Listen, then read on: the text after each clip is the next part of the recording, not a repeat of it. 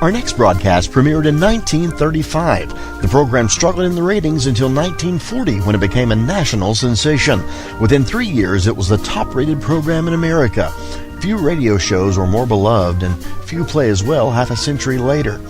It was the brainchild of real-life married couple Jim and Marion Jordan and was broadcast to the nation from WMAQ Chicago. The show entertained America until March of 1956 and continued on NBC's Monitor until 1959. We invite you to join us at 79 Wistful Vista with Fibber McGee and Molly right here on HOJO Radio. The Johnson Wax Program with Fibber McGee and Molly.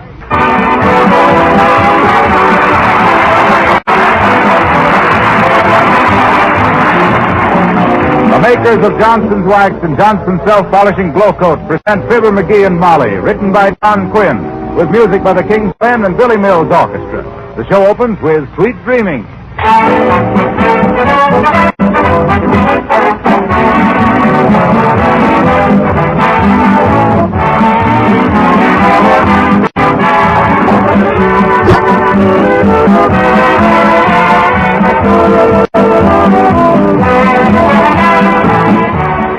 Do you ever wear a string around your finger to remind yourself of something to do? Well, I've had a string around one of mine all day, so I wouldn't forget that this is my last chance to make a suggestion to brand new June brides in this month of June. When you set up that exciting new home, whether it's a small apartment or a big house, you're going to have linoleum on your kitchen or kitchenette floor. You'll pick out a lovely pattern, and the freshness of the colors will make the kitchen such a cheerful place to work in. Now, wouldn't you like to keep the linoleum looking fresh and new? You can easily by protecting it right now with Johnson Self-Polishing Glow Coat, and periodically giving it another Glow Coat application. There's practically no work to it, no rubbing or buffing. You simply apply and let dry. In 20 minutes, the linoleum will be sparkling with beauty that is safe against scratches, wear, and dirt. Glow Coat makes linoleum last much longer. You can use Glow Coat, of course, on your other floors, too. So get that good old Glow Coat labor-saving habit. Order Johnson's Self-Polishing Glow Coat right away.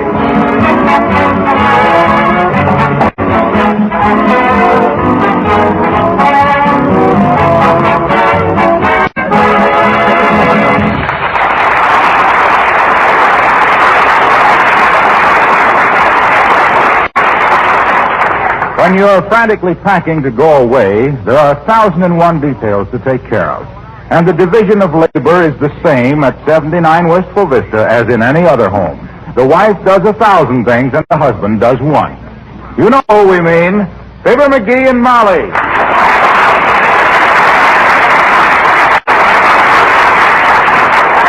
Did you call the gas company, McGee? Did I? Baby, what I call that gas company. They said they couldn't come out to shut off the gas till a week from Wednesday, and I says, oh, no, I says, and they says, no, and I says... Never mind the snappy dialogue. How about the telephone? I'm not going to take any chances with them. I'll cut the wires just before we leave the house. Now, let me see. I got to put the car in the dead storage. Oh, dear. Come in.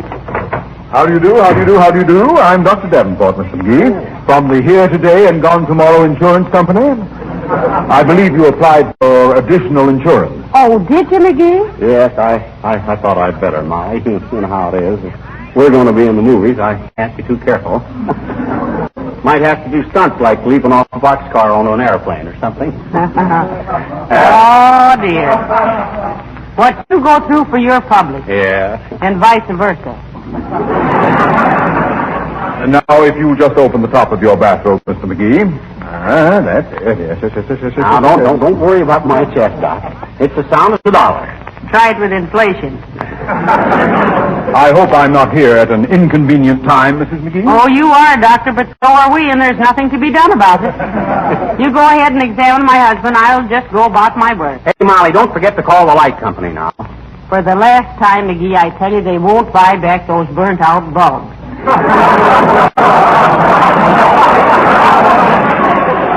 They got it. I've been saving them for 2 years. Please, Mr. McGee, hold still. Yes. Thank you. How's my heart, Doc? Well, I can tell better if you'll stop talking a moment. Okay, I'll shut up. Splendid. Now the lungs, please. Oh, my lungs are fine, Doc. I take setting up exercises every morning. You do? Oh, sure he does. He sets up, takes a look at the clock, groans, and collapses again. Now, if you'll excuse me, I'll run upstairs and pack... Oh, my. That's the telephone ringing, Doc. Excuse me, ma'am. Hello, Silver McGee speaking. Who? Wistful Vista Gazette? Oh, yeah. Well, look, forward our subscription to us in care of the RKO Studios, Hollywood, California. Yeah, be glad to get the Gazette out there. Yeah. I'll never get so big as an actor that I'll forget the old hometown. I'll say you won't. Okay, thanks very much. What'd you say, Molly? Never mind. Now, as soon as the doctor gets through with you, McGee, you run around the house and see that all the windows are locked. Okay, the lock's busted off the kitchen window, but I'll put a mousetrap on the windowsill. That'll be fine. When we come back, we'll find 3 strange fingers and no silverware. Please sit down, Mr. McGee, and cross one leg over the other. Oh, okay, Doc. Which leg do you want crossed over the other? I can do it either way. Pretty agile for a guy my age. Either one. I'm just testing your reflexes. Ow! Oh, fine. Yes. Now the other one, please. Oh! Hey, you gotta hit me so hard, Doc. I'm sorry, but I must emphasize the flexion to counteract the state of nervous tension attendant on the current state of excitement. Otherwise, the diagnosis might be minimized to a deleterious degree. Oh, yeah. Oh, I understand that all right. You do? Oh, sure. Well, I wish you'd explain it to me. I muffed it all through medical school. Oh, McGee. Yeah? Have you got the railroad ticket? Sure, I got 'em right here. You see, Doc? Well, don't show them to me. I'm not going anywhere. Oh. Don't lose them, McGee. Don't worry. I pride myself on never losing railroad tickets. Well, as long as we've always gone places by bus, that's nothing to brag about. Is he in pretty good condition, Doctor? Well, apparently, Mrs. McGee, apparently. You a heavy smoker, Mr. McGee? He doesn't use tobacco in any form, Doctor. Why, Molly, how can you... I smoke 10 cigars a day, and you know it. You call those tobacco? If that isn't alfalfa, I'll eat it. Oh, dear, put your bathrobe back on, McGee. It's Mrs. Uppington. Oh, what does that old moose want? She's about as opportune as a hailstorm on a hayride. Now, listen here. Be nice to her, dear. We won't be seeing her all summer. You know that. Oh, that's right. Come in, Abigail. Oh, how do you do, Miss McGee? I'm Miss McGee. Oh, I'm so sorry. Am I intruding? Oh, not at all, Uppy. You met Doc Davenport. Doc, this is Mrs. Uppington, who is high C in our social scale. Oh, please, Miss McGee. How do you do, Doctor? Mrs. Uppington, I hope you don't mind if I proceed with Mr. McGee's examination. Oh, of course not, Doctor. Don't mind me. Your teeth seem to be in good shape. Thank you. Everyone says that. Oh, he means McGee, Abigail. Oh, of course. Silly of me. Oh, tell me, my dear, is it true that you're going to Hollywood to act in a motion picture with Edgar Virgin? Yes, it is, Abigail. Isn't it thrilling? Oh, promise me you'll do something for me, dear. While you're out there. You ought to have your tonsils out. Really? I didn't realize. He means me, Uppy. How's my weight, Doc? Well, you're a bit pudgy about the pistol pockets, McGee.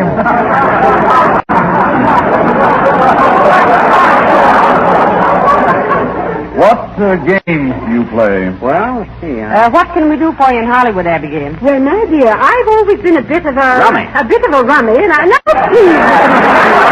I wasn't talking to you, Uppy. Doc asked me what games I play. Maybe we better go in the other room, Abigail, while the doctor finishes with McGee. Oh, don't mind us. It's good for the patient to be thinking of something else during the examination. Oh. Now, I'd like to take your blood pressure, Mr. McGee. Roll up your sleeve, please. Okay. You'll pardon my nude biceps, Uppy. Oh, certainly. Let's have no false modesty, Miss McGee. But as I was saying, when you get to Hollywood, my dear, Yes? will you please look up Hedda Hopper and ask where she gets those perfectly ducky hats? I think I could wear the same type because everyone says my face is... Well, below normal. I beg your pardon. Oh, you meant Miss McGee's blood pressure, of course. Did you, Doc? Yes, certainly. Now, your waistline, Mr. McGee. Where's my tape measure?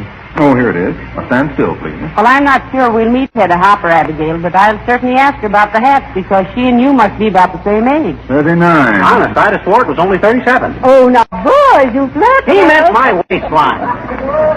You eat too much, dearie. Why, Mr. McGee, I don't. She means her husband. Who's that? Who, your husband? Why, he's this man right here. I meant the man at the door. Well, what makes you think the man at the door eats too much? Dad, Rabbit, go to the door, somebody. We gotta get going. Molly, take up your way. Hurry up, Doc. Can't you see we gotta get going? Yes.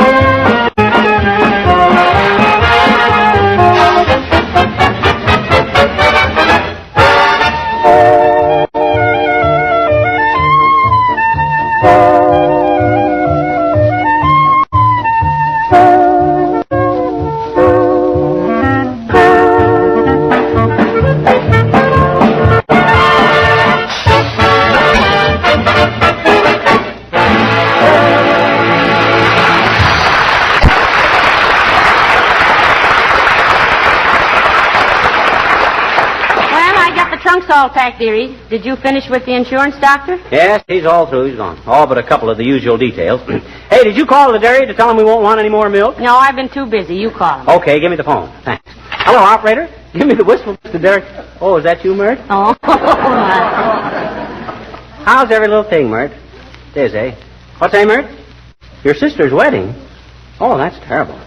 Train wreck, eh? Oh, heavenly days, McGee. What happened? Her sister got her wedding dress caught on one of the pews and wrecked her train.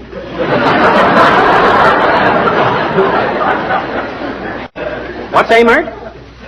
Yeah, we're going to Hollywood. Going to be stars in the cinema. Yeah. Huh? What do you mean you'll take vanilla? I said cinema, not cinnamon. Oh, okay, Mert. I'll call the dairy later. Goodbye. Now, let's see, Molly. I think we better... Oh, dear, oh, dear, oh, dear. Now what? Come in. Hello, kids. Say, I hear you're going to Hollywood to make a movie. Is that right? Probably not, but we're going to do it anyway. Why, old-timer? Look, if you meet Lana Turner, tell her I'm knitting her a sweater, will you, kid?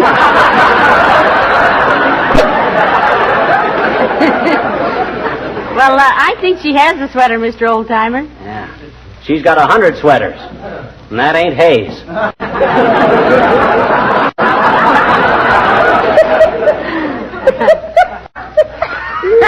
That's pretty good, Johnny. That ain't the way I heard it. The way I heard it, one feller says, t'other feller says. See where Fibber McGee and Molly are going to make a picture called Look Who's Laughing. Ain't that terrible? What's terrible about it, says t'other feller. Well, says the first feller, can't you just hear the critics saying, we'll bite who is? Nothing personal, kids. I sure hope you make good, and I know you will, because other people have who can't act half as good as you can, which ain't saying much. Though personally, I think you got what it takes. It don't take too much. If it does, you can always go back on the radio, and that's what some people are saying already. Oh, now they've gone back on the radio. For shame, kids.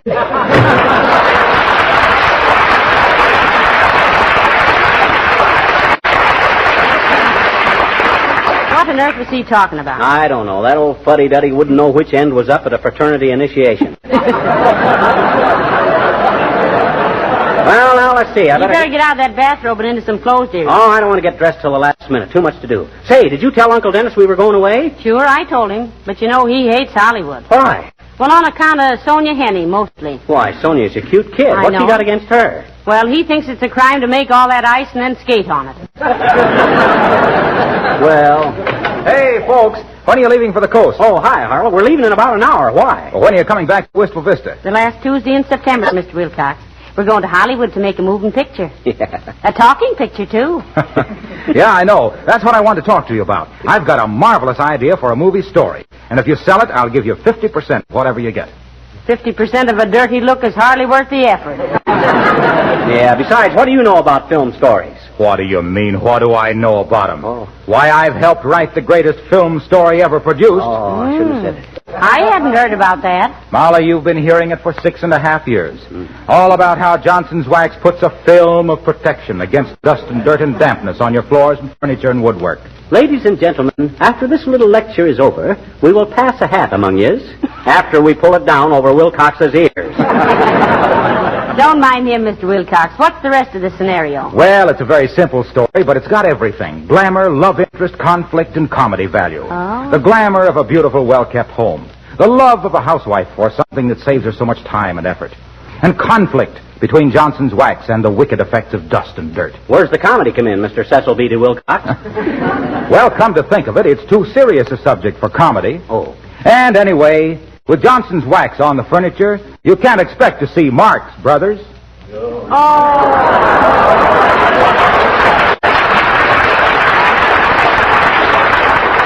You'll feel better after you rest 13 minutes. Well, I hope you enjoy your trip, folks, and I'll see you in the fall. So long. Goodbye, Mr. Wilcox. Have a nice summer. So long, Harlow. Marx Brothers. Wow. That guy's going to wind up with his arm in a sling, reaching for him like that. Incidentally, McGee, I want to hear all the Johnson Wax shows this summer. Yeah? You know, I think Ransom Sherman is a very funny man. Yeah? They're going to call him Haphazard on the radio. Well, I hope he doesn't get too funny, because... Heavenly days, we'll never get ready to go this way. Come in. Hello, Mr. McGee. Hello, Mrs. McGee. Oh, hi, Wimple. Won't you come in and sit down, Mr. Wimple? Oh, no, thank you, Mrs. McGee. I just wanted to come and tell you goodbye for the summer and wish you a very nice vacation. Well, thanks, Wimple. You going away yourself? No, I don't think so. I should go away for my health, but my wife doesn't want me to. Well, why don't you go away if it's for your health? The healthiest thing I can do, Mrs. McGee, is not argue with my wife. Well, it was on a vacation trip that I met her, you know. Oh, on a vacation trip. That's very romantic. Yes. She was paddling a canoe and it tipped over. I swam out and rescued her. Oh, that's wonderful. A hero. That was very brave of you, Mr. Wimple. Yes. Sometimes I wish I had it all to do over again.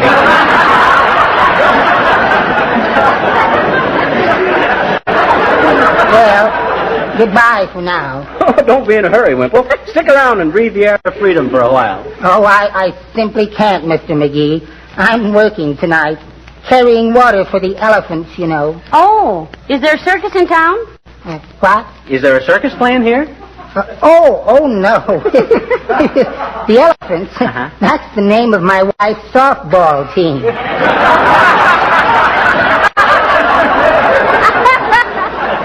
I carry water for them. Well, do have a nice trip and goodbye.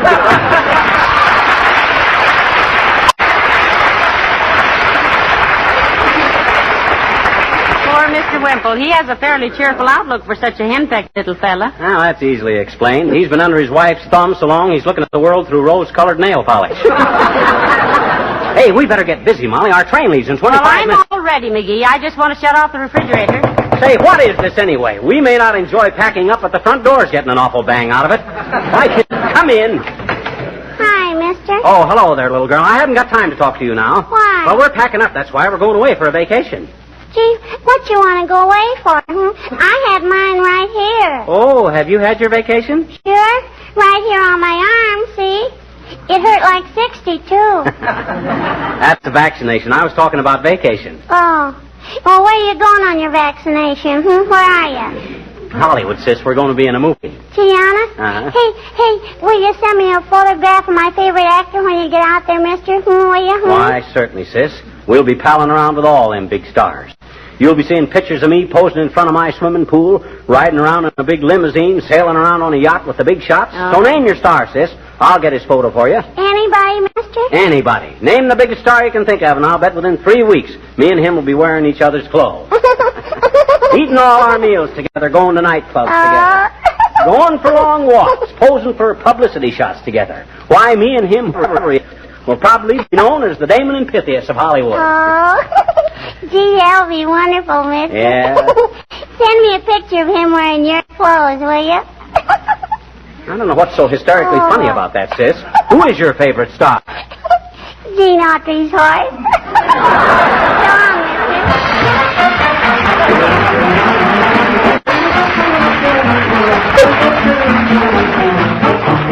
The King's Men are very happy to repeat their popular version of The Reluctant Dragon.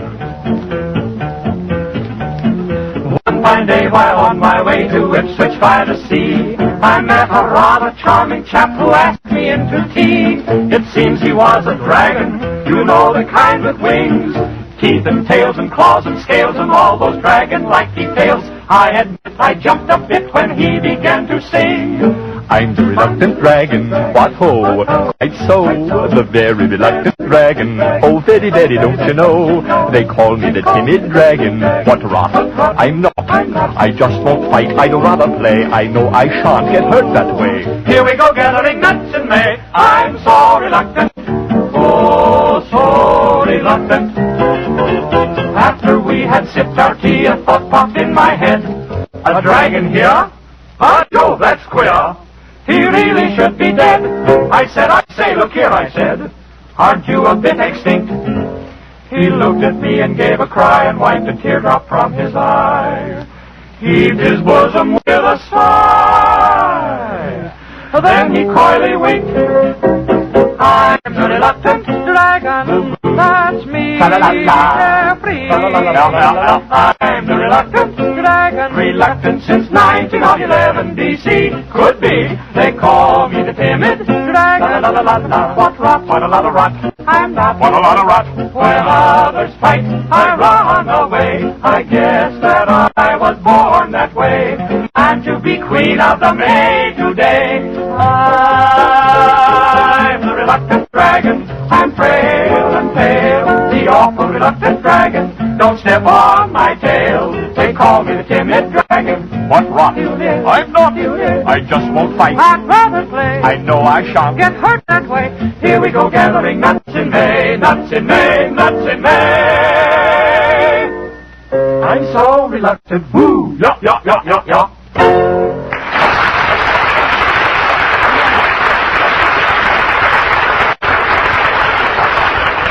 And furthermore, Gildersleeve, that's the silliest idea I ever heard of. Well, by George McGee, if you weren't What is Mr. Gildersleeve's idea, McGee? He says what we ought to do is have somebody live in this house while we're gone.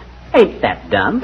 Well, I don't know if I thought we could sublet it to the right people. Well, I didn't exactly mean sublet, Mrs. McGee. I had more in mind the care of your house. Oh. Imagine coming back in the fall to a nice clean house. Windows washed. Furniture all Johnson's waxed and polished. Shelves cleaned. Wouldn't that be worth more than any petty little sum you might get for rent? Well, it almost is to me, Mr. Gildersleeve. I wonder who we could get, though. Well, it just happens that my wife's brother and his family are going to be here all summer, and I thought... Oh, no, you Trying to chisel some free lodging for your relatives, eh, Gildersleeve? Well, you can just keep the visiting fireman on your own hook and ladder. Now, McGee, I don't think Mr. Gildersleeve meant that's all right, Mrs. McGee. I'm not angry. I won't see my little chum until last week in September, and I refuse to quarrel with him. My goodness, I'll miss you, little pal. Yeah. Shucks, the Spanish serenader's coming out in him. What are you after anyway, Gildersleeve? The use of our lawnmower for the summer? What did you say? I said, what are you after? The use of our lawnmower for the summer or something? In the first place, it isn't your lawnmower. It's mine. And in the second What place... do you mean it's your lawnmower? Just because I let you borrow it once or twice? That's all right. Yeah, I was glad to get it back, if only for a day or so. He's right, McGee. It is his lawnmower. Oh, yeah? It's my lawnmower, and I can prove it. I know exactly where the bill of sale is. Where? Right here in the hall closet.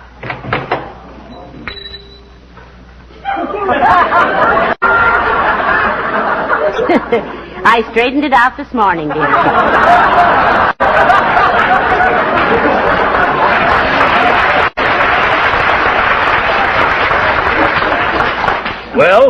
Where's that bill of sale? Okay, so it's your lawnmower. Take your old clover clipper, Gildersleeve. I'm a movie actor now anyway. I ain't mowing my own lawn anymore. You're not, eh? You probably will be too busy at that. Yes. Mowing other people's lawns.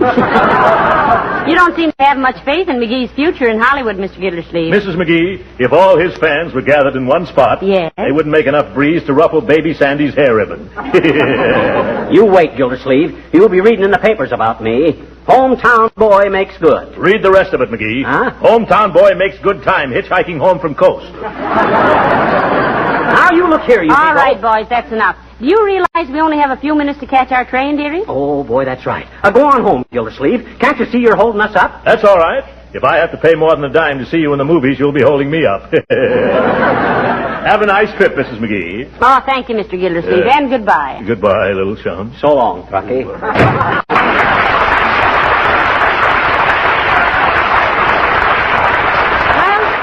We've got to hurry like everything. You sure you got the railroad tickets? Yes, I got the tickets here. You see? Did you send for a taxi cab? Yes, it ought to be here any minute. Now, how about the trunks? Are they on the way to the station? Shucks, they're all in the baggage car by this time. I sent them trunks down there long ago. You did? You got to hand it to me, Molly. I'm efficient at this traveling business. I think of everything. Well, I guess you do at that, dearie. Now, hurry up and get out of that bathrobe and into some clothes. We've got to go. Okay, I'll run upstairs and...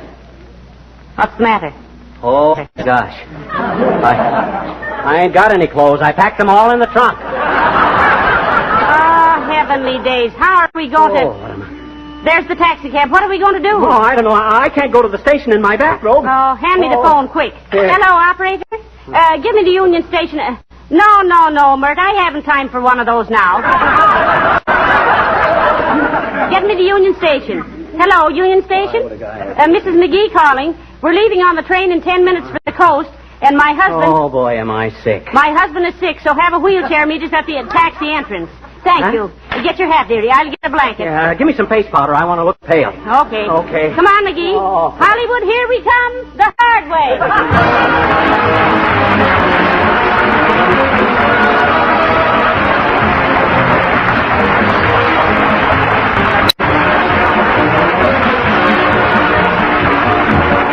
Fibber and Molly will be back in just a moment. Say, next time you go shopping, stop a moment just before you're ready to pay your bill and ask yourself, have I forgotten anything? Isn't there something that comes in a red and yellow package that I was going to buy? Oh, yes, Johnson's self-polishing glow coat. You know, it would really be too bad not to have glow coat in the house. Imagine going back to the tiresome, back-breaking job of floor scrubbing. Makes you tired to think of it, doesn't it? Seriously, it would be bad. Bad for you and bad for your linoleum, because continual scrubbing ruins linoleum. Glow Coat, on the other hand, protects linoleum. Protects it against scratches, wear, and dirt. Protects it with a hard, beautiful polish that keeps the colors fresh and bright. Johnson's Glow Coat is called self-polishing because it needs no rubbing or buffing. Just apply and let dry. If you aren't already a Glow Coat user, try it just once, won't you?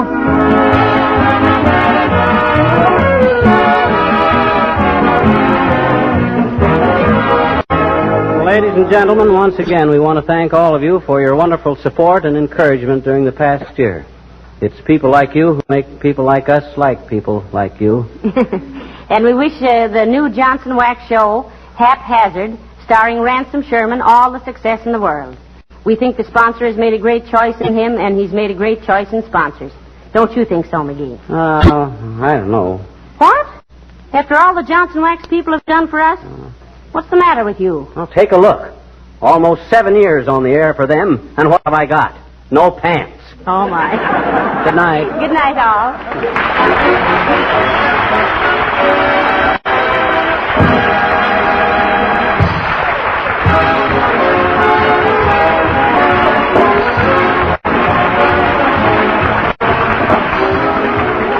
This is Harlow Wilcox, speaking for the makers of Johnson's Wax Finishes for the home and for industry.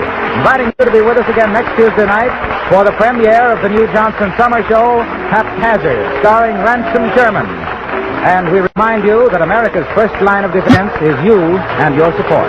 So invest to the best of your ability in defense savings bonds. Good night. Yes, it certainly pays to keep that car of yours looking its best. It's good business, and you get more pleasure out of a car that's wax polished. That's why car owners have welcomed Johnson's Car New, the easy-to-use auto polish that both cleans and wax polishes in one application. 2 jobs at the same time. Give your car a Car New beauty treatment. The cost is low, the result's amazing. Ask for Johnson's Car New, spelled C-A-R-N-U. This is the National Broadcasting Company. You're listening to HOJO Radio. More classic old-time radio coming your way next. The Johnson Wax Program with Fibber McGee and Molly.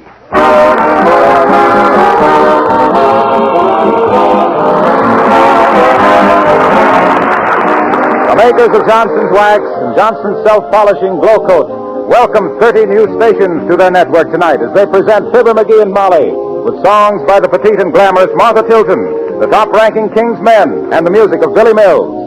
The show, written by Don Quinn, opens with I'm Not in the Mood.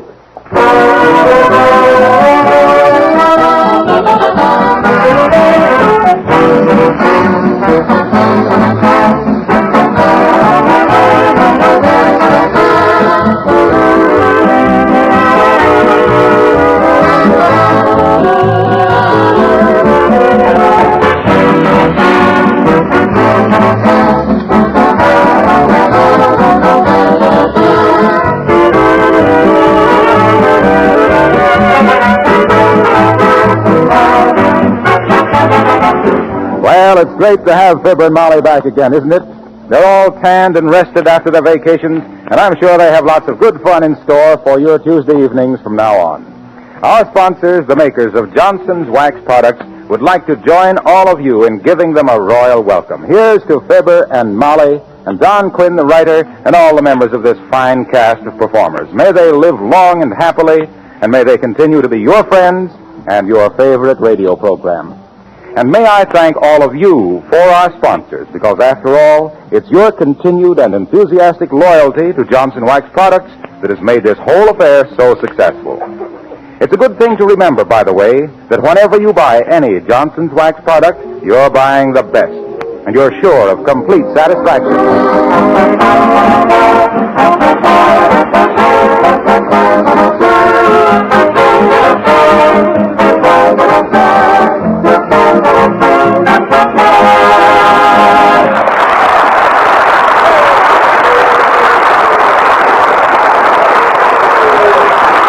Well, all good things, even vacations, must come to an end. And a good thing, too, because a bank account is a good thing, too. And 2 people we know were coming to the end of that, too.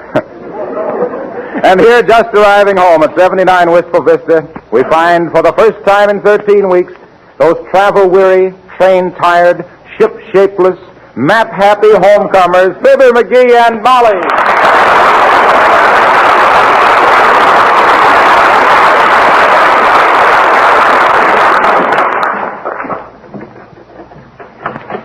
Ah, heavenly days. Isn't it wonderful to be home again, McGee? Ah, home. A 4-letter word meaning no tipping.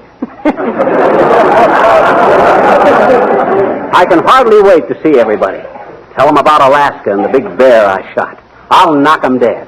My, doesn't the house look good? Yeah. Uncle Dennis must have taken wonderful care of it whilst we were gone. Yeah? I'll bet he's got the house full of flies.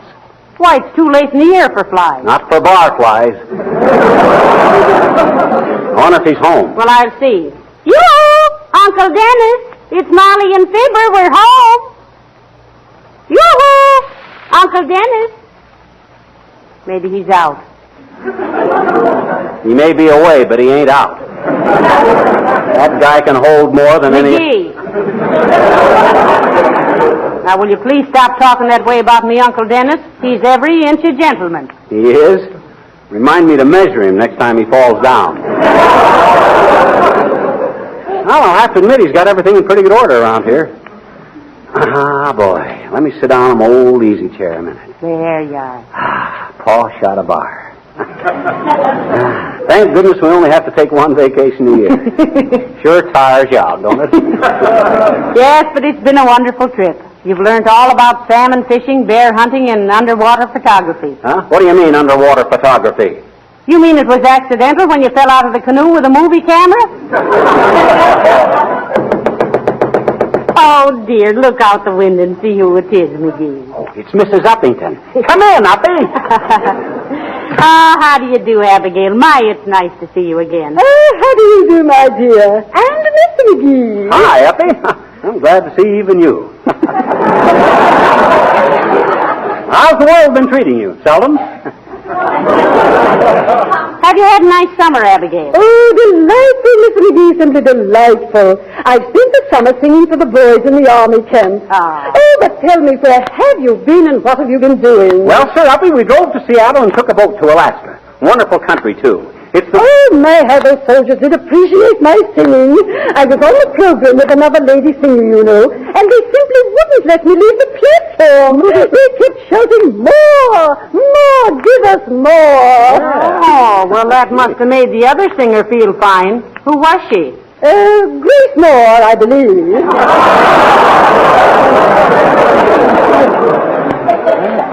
Well, let me tell you about Alaska, Uppy. It's a beautiful country. You ain't seen anything till you've seen the first rays of the Arctic sun glinting on the icy waters of Ketchikan Creek.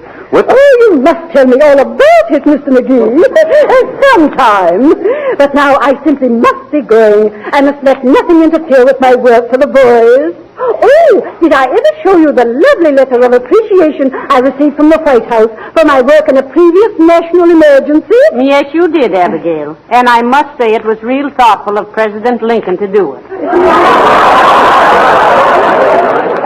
Yes, indeed it was. I beg your pardon. It was President Wilson. Goodbye. Wow. If I'd have been you, Molly, I wouldn't have been quite so... I almost forgot. Welcome home.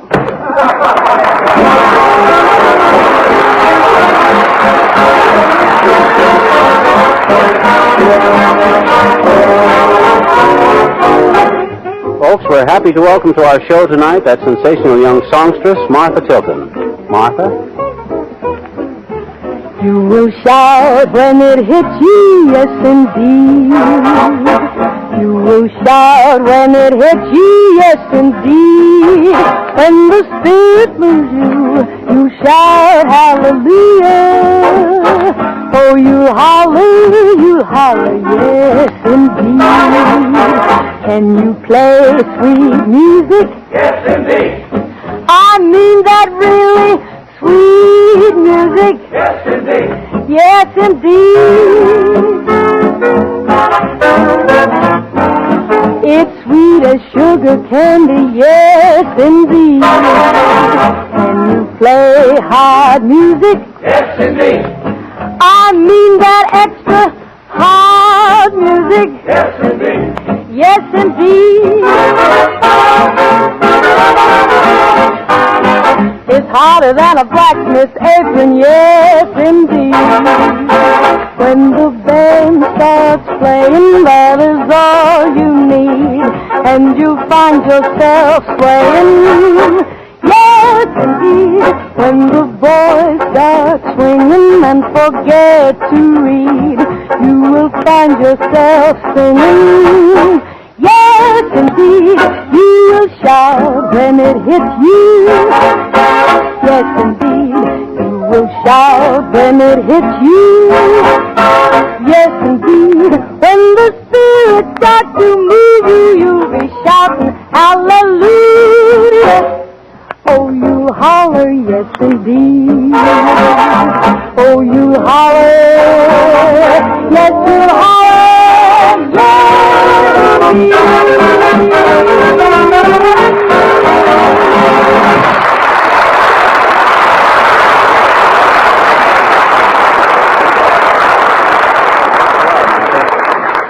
Well, you'll have to admit, McGee, Uncle Dennis has kept the house in apple pie order. He would. He knows I don't like apple pie. Is he home? Yes, he's taking a nap. What's that? I told you, Uncle Dennis is taking a nap. Yeah, but what's that noise? It's a woodpecker. He sleeps like a log.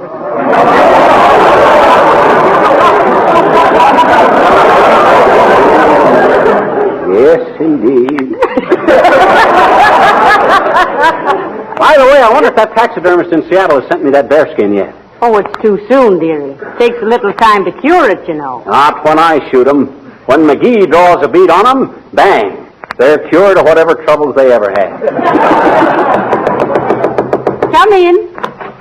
Well. Billy Mill. Hello, Billy. My, it's nice to see you again. Hello, kids. Welcome home. Thanks, Billy.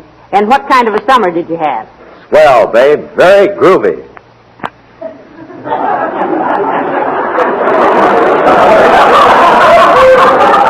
You mean gravy?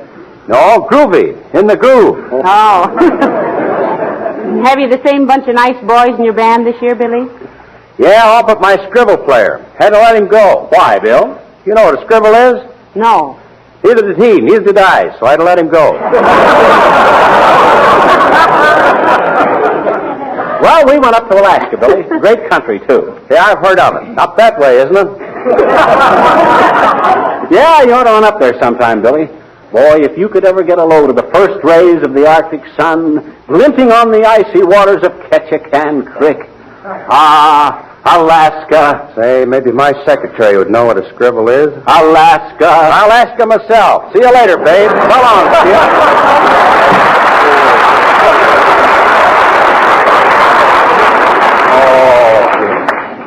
Oh, Alaska myself. If that ain't the worst pun. Well, he couldn't help it. He just reads what's rotten. You mean written? I know what I mean. All the time we have...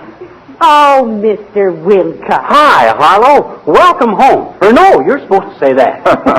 All right, welcome home. Have a nice trip? Simply grand, Mr. Wilcox.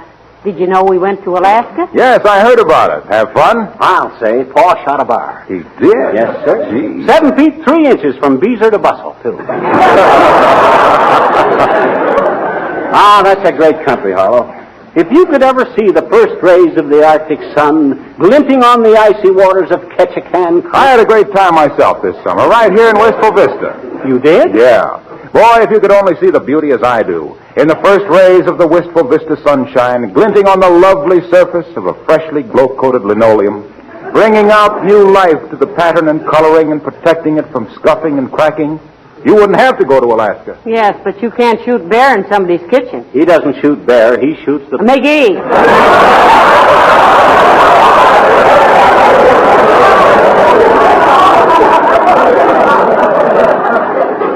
Incidentally, Molly, you'll have to give me partial credit for your house being so well kept while you were away. Why, Uncle Harlow? Asked Little Fibber, with a mischievous twinkle in his merry blue eyes, because he knew darn well what was in store for all his little radio friends.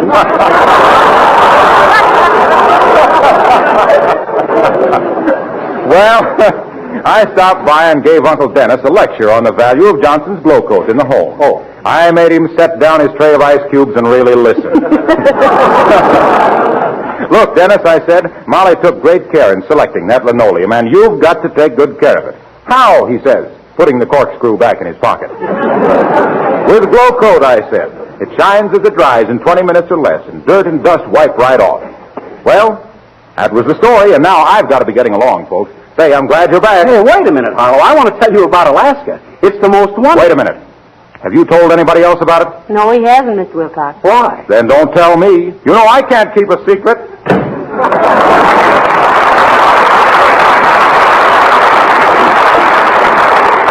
Ask her myself. Hey, Molly, there's a good place for that bearskin. Right on the floor there in front of the fireplace. Never. Huh? I'm not going to go around doing my housework with that thing showing its big, beautiful white teeth at me like Caesar Romero, and I wish it was.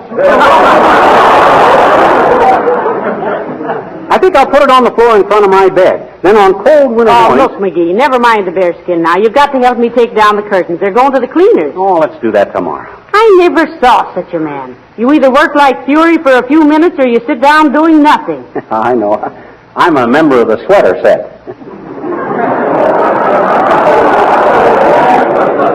What's that? Yeah. I either sweat or set. Don't you get it, Molly? I says I'm a member of the sweater set. Ain't funny, McGee. Well, so what? You might have gone along with me on our first show. Well, everybody seems to know we're home again. Yes, the Johnson Wax Company asked me not to keep it confidential. Come in. Well, hello, Mrs. McGee. Hello, little chum. Get out there, please.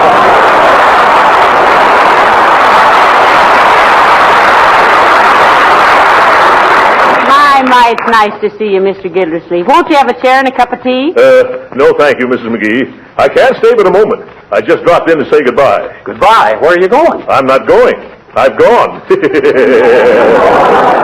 I've moved to Summerfield. I'm managing the estate of my niece and nephew. Whoa, well, what you going to do with your house here, Gildy? Sell it or rent it? Sell it. Would you care to buy it as an investment? Me? Why, I wouldn't give you a nickel for that rat-ridden rabbit hutch, Throcky. Oh! Remember when that house had an iron deer out on the front lawn, Molly? Yes. Whatever happened to it? He looked around one day and took a look at that house and ran away. No, look here, McGee. I've taken plenty from you in my day. Goodbye, George. Oh, my goodness. What's the matter? I must remember to buy George, my caretaker, a little gift. He's been taking care of my house this summer. Did you meet him? No, we were up in Alaska, Throcky. There's a wonderful place. I shot one of the biggest bears in Yes, and how did you like it, Mrs. McGee? Oh, I had a wonderful time, Mr. Gildersleeve. The way I happened to shoot him was, I was walking around the bend to Ketchikan Creek when all of a sudden... what time is it? It was early in the morning. Just as the first rays of the Arctic sun were glinting on the ice... I mean, what time is it now? 3:30, Mr. Gildersleeve. Oh, dear. Just got time to catch my train. But I just couldn't go without coming in to say goodbye to you, Mrs. McGee. And Fibber, my little chum.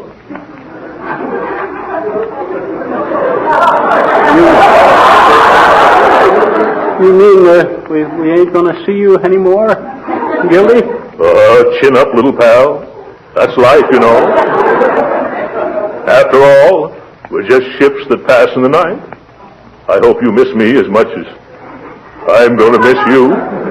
Well, ships that pass in the night had better miss each other.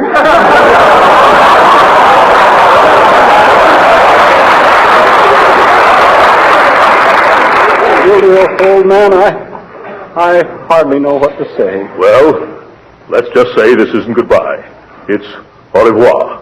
Oh, I can't say that, Gildy. Why not? I can't pronounce it. Let's just say goodbye. Goodbye. Yes, goodbye. Oh, another thing. My lawnmower. What about your lawnmower? McGee never returned it, and I'm going to need it in Summerfield. Now, wait a minute, Gildersleeve. You know very well that ain't your own lawnmower. It is, too. You borrowed it. It was mine, and you borrowed it. That broken down clover clipper has changed hands oftener than the World's Wrestling Championship. Can either of you prove ownership? Yes. How? It's got my initials carved on the underside of the handle. Well, if it has, it's yours, Mr. Gildersleeve. Go get it, McGee. I will not. If he wants it, let him go get it himself. All right, I will. Where is it? It's right in there. Here? Yes. Okay. By George, Oh, my goodness!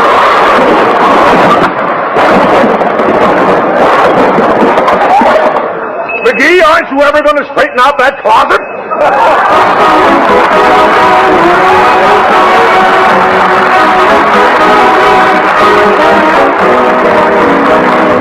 And here, back from their summer vacation, no bigger but better than ever, your favorites and ours, the King's Men, singing Little Liza Jane. I got a gal and you got none, little Liza Jane. I got a gal and you got none, little Liza Jane. Oh, little Liza Jane. Oh, little Liza Jane. Come, my love, and marry me, my little Liza Jane. How happy we will be, my little Liza Jane. I'll go buy a wedding ring, my little Liza Jane. We'll be married in the spring, my little Liza Jane. Oh, little Liza Jane. Oh, little Liza Jane.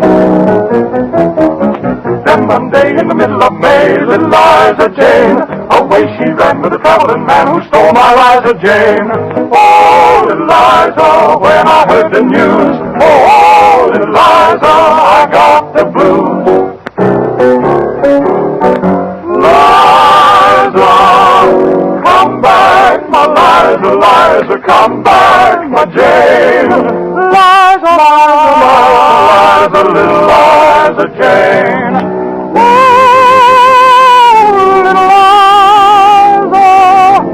little Liza,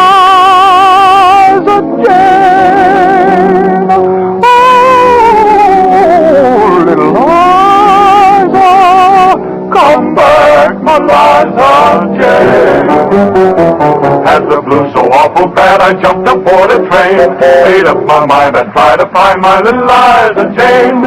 Away down south in Tennessee, I got off the train. Who was waiting there for me but little Liza Jane? Oh, little Liza Jane. Oh, little Liza Jane. Took my honey by the hand, got back on the train. Stole her from that traveling man, sweet, sweet Liza. Now we live in Baltimore, me and Liza Jane. Lots of children round the door, just like Liza. Liza Jane. Liza, how I'm on my Liza Jane.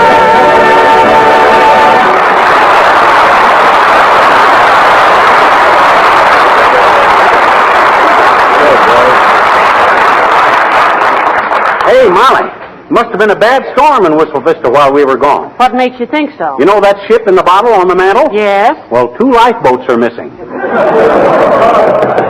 Hardly Come in. ship. Well, if it ain't old Wallace Wimple. Hi, Wally, old man. Hello, folks. Come right in, Mr. Wimple. It's nice to see you again. Thank you, Mrs. McGee. I hope you had just a peachy vacation. Oh, we did, Wimple, we did. Swell trip. Went up to Alaska. Isn't that wonderful? I've been trying to persuade my wife to take a trip up there, too. Oh, you'd simply love it, Mr. Wimple. I know I would, Mrs. McGee, but she won't go unless I go along. I simply can't leave my business. What is your business, Wimple? I'm a poet. Oh, a poet, eh? Well, you ought to grow a beard, Wimple. Poets are more impressive with beards. I did once, but the people who buy my poetry didn't like it. Oh, to whom do you sell your poetry to? Burma Shave.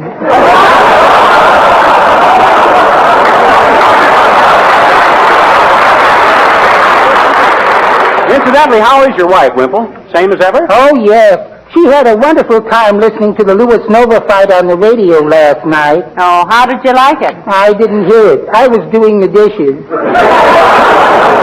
Wimple, what you need is a few weeks in Alaska. Make a man of you. Go up there and hunt and fish and rough it. Then come back and assert yourself. That sounds like a wonderful idea, Mr. McGee. Betcha. But do I have to come back? Why, of course not. Maybe you wouldn't want to. Boy, if you ever saw the first rays of the sun glinting on the icy waters of Ketchikan Creek. Oh, I'm sorry. There's my wife honking for me. Coming, dear. Goodbye now. Hold on, Wally.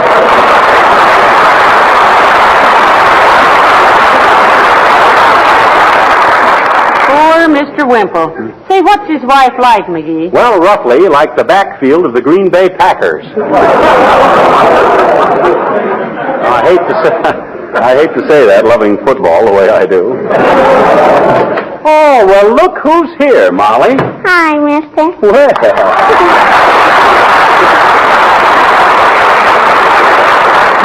When'd you get back? When'd you? Oh, just a little while ago, sis. My, you've grown, haven't you? Your vacation must have agreed with you. How old are you now? I says, how old are you? I bet you can't guess, I bet you. 7? No. 6? Mm-mm. 5? No. 8? No. Well, you must be more than 4. You're not 9, are you? No. Oh, well, then I give up. You didn't try 5.5. 5.5? No. Well, anyway, you're a little young to be getting coy about your age. What you been doing this summer, sis? Oh, I went to a Girl Scout camp, I bet you. I'm a brownie. Oh, you are, eh? Well, shake, sis. There's a touch of leprechaun in me, too. It was wonderful, mister. I learned first aid and how to give Arna Finch reciprocation and everything. You did, eh? I said you did, eh? Did what? Learned how to give artificial respiration. I know. Well, if you knew it, you must have had an interesting summer, sis. We had one, too, though. Went up to Alaska. Did you? You betcha. Alaska's really marvelous. It's the thrill of a lifetime to be walking along on Ketchikan Creek with the first rays of the Arctic sun glinting on the icy waters and see an Eskimo trotting along behind his dog sled, cracking his whip in the air and hollering, "Mush! Mush! Mush!" I'm hungry.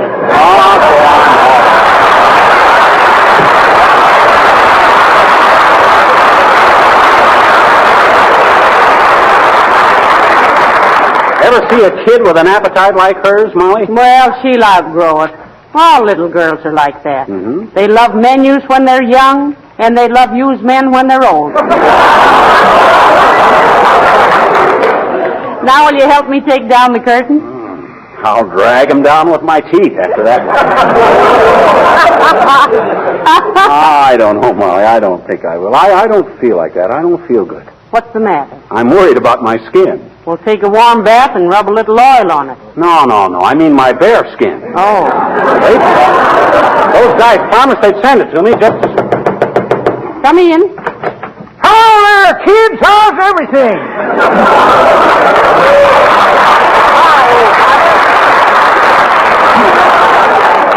Did you have a nice summer, Mr. Sure did, daughter. Hey, Molly, watch his eyes pop out when he finds out where we've been. You know where we went this summer, old-timer? No, I don't, Johnny. Personally, I went up to Alaska. Alaska? Yep, wonderful country. Shot a bear, too. You shot a bear? Yep, one of the biggest bears ever shot in Alaska. Oh, sure. Never mind about me. Where'd you kids go? Well, remind us to lend you a lightning rod when you leave, Mr. Oldtimer. Why, daughter? You just stole our thunder.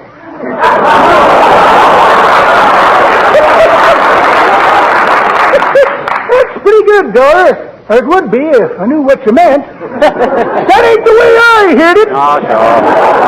The way I heard it, one feller says, t'other feller says, he says, "This Joe Louis is a great fighter, all right. He's practically invisible." "You mean invincible," says t'other feller. "I do not," says first feller. "I could see him as plain as I can see you." Well, I gotta be getting along, kids. Remind me sometime, tell you about Alaska. That's a great country.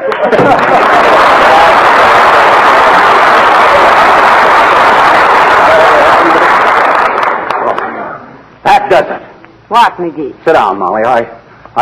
There's something I want to tell you. McGee, what is it? Don't look like that. You frighten me. Sit down, Molly. But what do you want to tell me, dearie? I want to tell you about my trip to Alaska. But I was right there with you, remember? I know, but I got to tell somebody or I'll bust. Oh. All right, dearie. Go ahead. Well, thanks. Well, sir, if you ever saw the first rays of the Arctic sun glinting on the icy waters of Ketchikan Creek... Heavenly days up the creek again.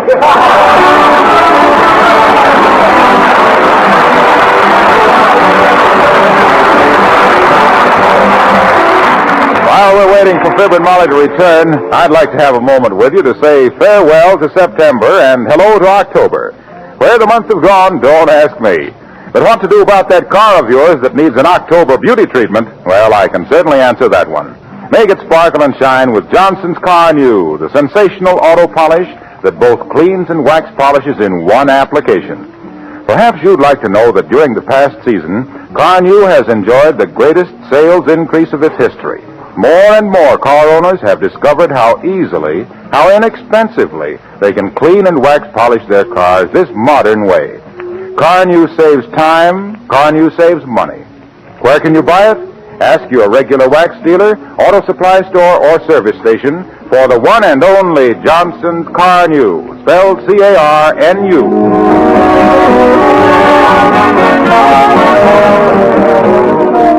Ladies and gentlemen, Molly and I and the Johnson Wax people and all of us would like to take this occasion to wish Harold Perry every success with his new Sunday afternoon program, The Great Gildersleeve. Yes, we'll miss him on Tuesday nights, but we're proud that our association was a stepping stone toward his own show. And if he learned anything from me about the finer points of acting and timing and characterization... It'd be a miracle. Yes.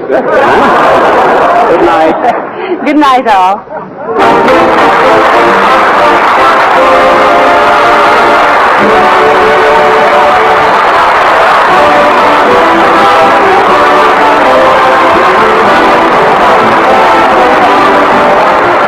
This is Harlow Wilcox, speaking for the makers of Johnson's Wax Finishes for Home and Industry, inviting you to be with us again next Tuesday night, and reminding you that America's first line of defense is you and your support. So invest to the best of your ability in defense savings bonds. Good night.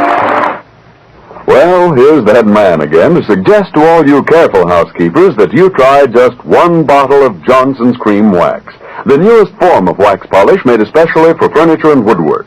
No oil to collect dust, cleans as it polishes, gives furniture an exquisite wax luster, real wax protection. That's the Cream Wax story. And by the way, dealers are now offering a tube of Johnson's Blem free with the 39-cent bottle of Johnson's Cream Wax.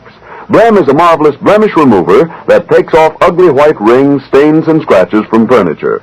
Get the combination package of Johnson's Cream Wax and Blem for only 39 cents. This is the Red Network of the National Broadcasting Company. Our next broadcast is a science fiction drama series that was broadcast from April 24th, 1955 to January 9th, 1958 in various time slots on NBC. Known for its high production values and adapting stories from the leading American authors of the era, it has been described as one of the finest offerings of American radio drama and one of the best science fiction series in any form and medium. We present to you X-1 on HOJO Radio. Countdown for blast off. X-5, 4, 3, 2, X-1, fire.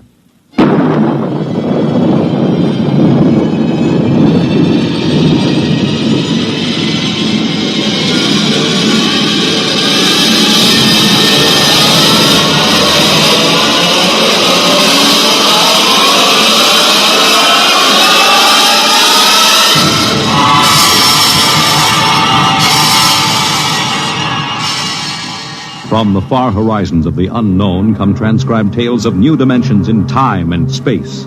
These are stories of the future, adventures in which you'll live in a million could-be years on 1,000 maybe worlds. The National Broadcasting Company, in cooperation with Street and Smith, publishers of astounding science fiction, presents X minus 1.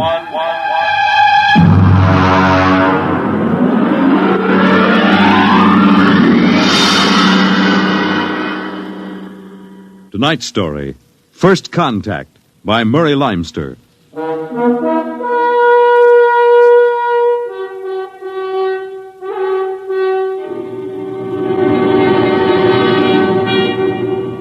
They had been in space 6 months now, moving with the incredibly faster-than-light speed of the overdrive. In 6 months, they had gone from Earth outward and outward to the crab-like nebula with the twin stars. A routine flight of exploration and scientific research.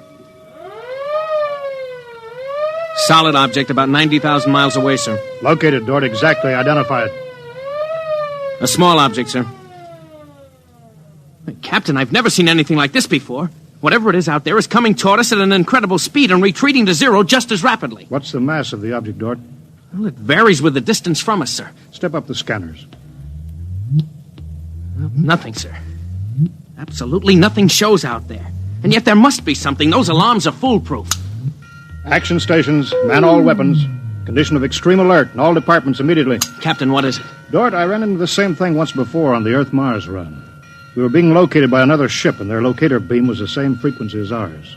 Every time it hit, it registered as something solid and monstrous. But, Captain, we're the only Earth ship in 18 light years around. How? I didn't say it was another Earth ship out there, Dort. Another race? That's right. There's a spaceship out there, all right. But it's not manned by human beings.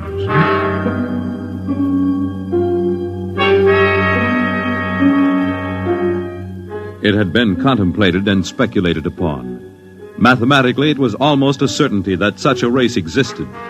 But in 18,000 Earth years, no human spaceship had ever encountered them. Now the situation was precipitated, and somewhere outside the Earth vessel there was an alien race. Of what shape? Of what quality? Of what psychology? It's moving, sir. Heading right for us. At that speed, we'll be in touch in 10 minutes. Heading right for us, huh? Just what we'd do if a strange ship appeared in our hunting grounds. Friendly? Well, maybe. We'll try to contact them. We have to do that. And friendly. Thank the Lord for the blasters. They may not be hostile, sir. Well, they may be. That's what I'm paid for. Put on this job for, to worry about the troubles that may never happen. To all hands, now hear this. A ship is approaching manned by an alien race. I'll give the signal for attack or defense if it be necessary. There'll be no move made unless I give the order. I do not wish to provoke trouble. Stand by. Their ship is slowing down, sir. It's stopped. Weapons Department, report. Weapons Department, report. Alien ship remarked. Target fixed. Weapons alert. Communications Department, report. Communications Department, report. We're receiving a modulated short wave, sir. Frequency modulated. Apparently a signal. Not enough power to do us any harm. We'll try to make some sense out of it. Report any progress to me immediately. One thing in their favor, sir. They didn't attack immediately without question. They're trying to establish contact. That seems to indicate they're reasonable. We'll see. What are they doing now? Can you make out the locator screen? Bring that power up. Yeah, they're doing something now, sir. There's a section of the hull opening. Probably an airlock, sir. If they breathe there. Yeah, they're letting something out. It's round. A bomb, sir? Unknown object released from alien ship. Observed by Weapons Department and targeted. Stand by. See what they're doing, sir?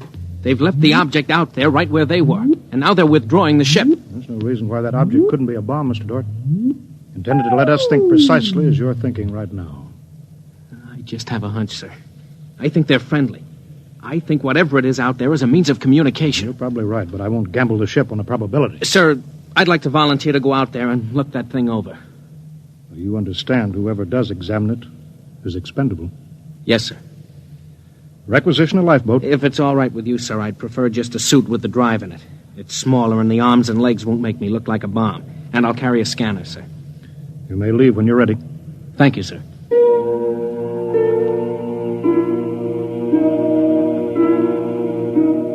I'm all ready. Clear the lock and let me out.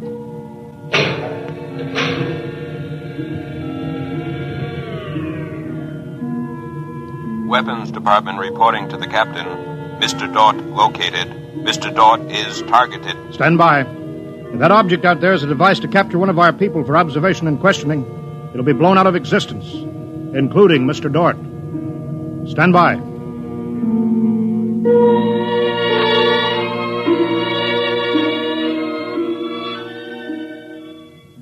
Mr. Dort. Mr. Dort. Report.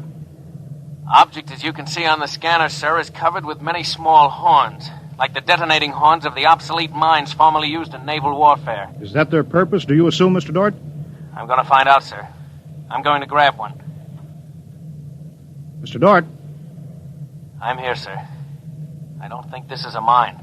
Circle it so we can see it completely through your scanner. Deadlock, sir. Nothing to report that the scanner hasn't shown you. Oh, wait a minute, sir. A section of the outer hull seems to be opening. Do you see it? Very good, Dort. Hold that. I'm sure it's a communications device, sir. It looks like it. Fix your scanner so it'll focus on that communications device. Return to the ship.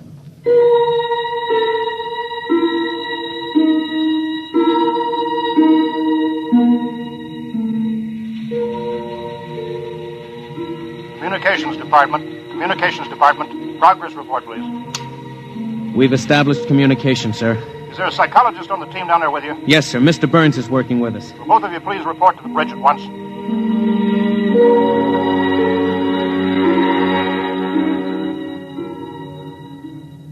Oh, you look tired, Dort. We've established fairly satisfactory communication, sir. They seem to have highly developed thought patterns. We got a satisfactory translation from the machine on the fourth attempt. We can say almost anything we want to say to each other now. Of course, how much of what they tell us is the truth, we have no way of knowing. Mr. Burns, you're the psychologist. What do you think? Well, I don't know, sir. They seem to be completely direct. They haven't let slip even a hint of the tenseness we know exists. They act as if they were setting up a means of communication for friendly conversation, but, well, there's an overtone that... Yeah? Well, Mr. Burns, I have a decision to make. On the one hand, opening contact with the friendly people of a vastly different culture could only be beneficial to us of Earth. On the other hand, if they're hostile, I ought to blast them out of existence without any other preliminaries. Oh, but, sir, you can't... I'm not talking to you, Dort. It's not warranted yet, sir. Yes. Now, hear this, all departments. Hear this, all departments. This ship is on an extended alert. Provisions will be made so that personnel can have maximum rest and nourishment.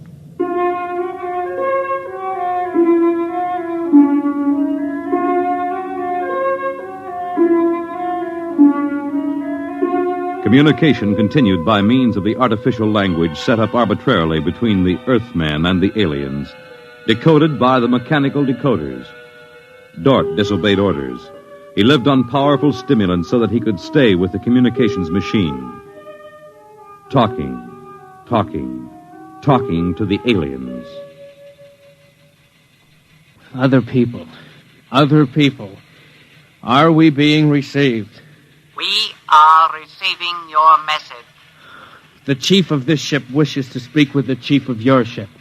The message is heard by the chief of this ship.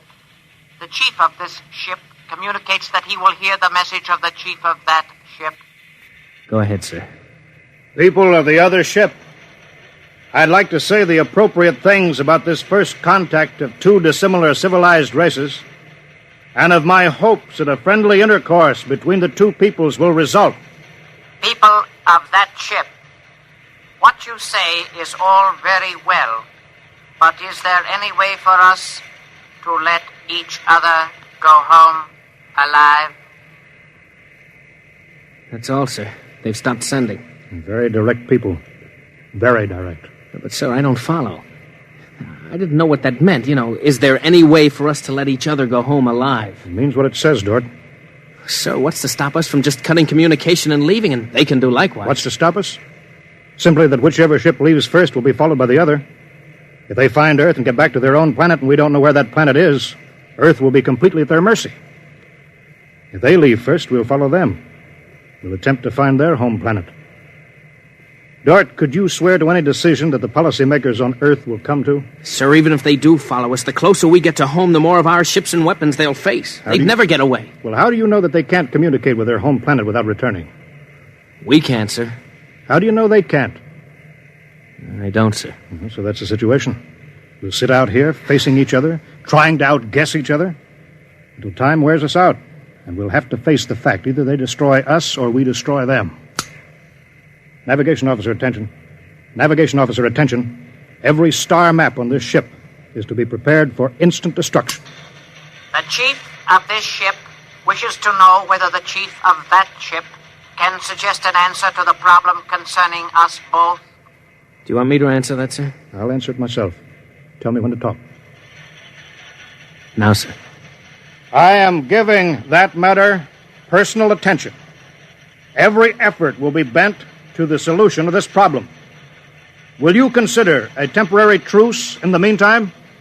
What would a truce gain? Could we trust you? Would you trust us? I suggest that we continue as we have up to this particle of time. I agree. Sign off, Dort.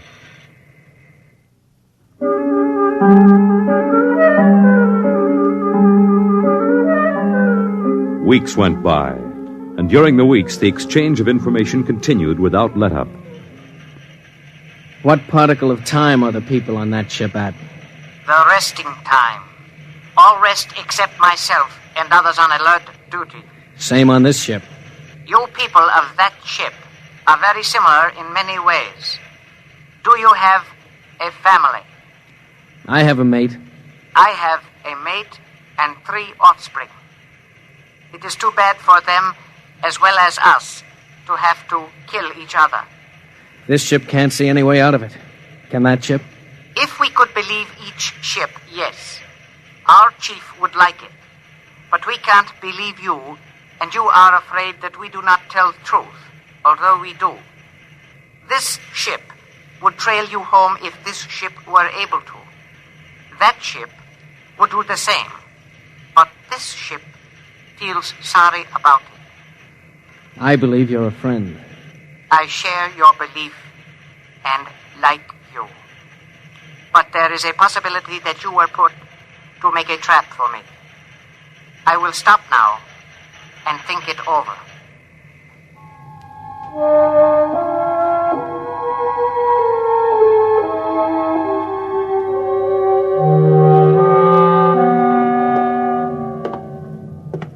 Just sit down, Dort. Control yourself. We're all under tension. Doesn't do any good to pace like some caged animal. Yes, sir. All right, now, I've read the complete transcription of your conversations with this one alien. What does it prove, Dort? Sir, these people are so much like us in their thinking. Well, sir, they're likable. They're likable and they breathe oxygen. Their air is 28% oxygen instead of 20. But they could do very well on Earth. It'd be a highly desirable conquest for them. Dort, I'm as set against violence as you are. I don't see any way out of this. And I think we've got to break this status quo. So if in 70 hours we don't see any other way, then I have no further choice. I'll blow them to bits.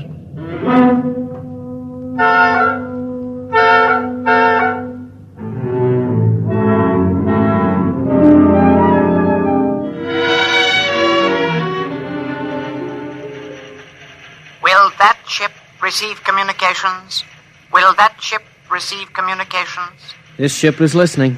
It seems to me better to communicate than to sit by the machine silently. I would have called you, but you signed off before. The problem goes around and around. I find no answer. Perhaps we could turn our thoughts to other things. The psychologist of this ship tells us that you people on that ship have a threshold of tolerance to tension. He tells us that you will be forced to take one action or another in a period of less than 100 time particles. I have no communication on this matter. Well, the ship is not trying to extract unwilling information from that ship. A truth is mentioned in passing. A report of this conversation will be carried to the chief of this ship. It would be so. We are prepared. If only the people of this ship could meet in direct contact with the people of that ship, it might be better. We could not communicate then.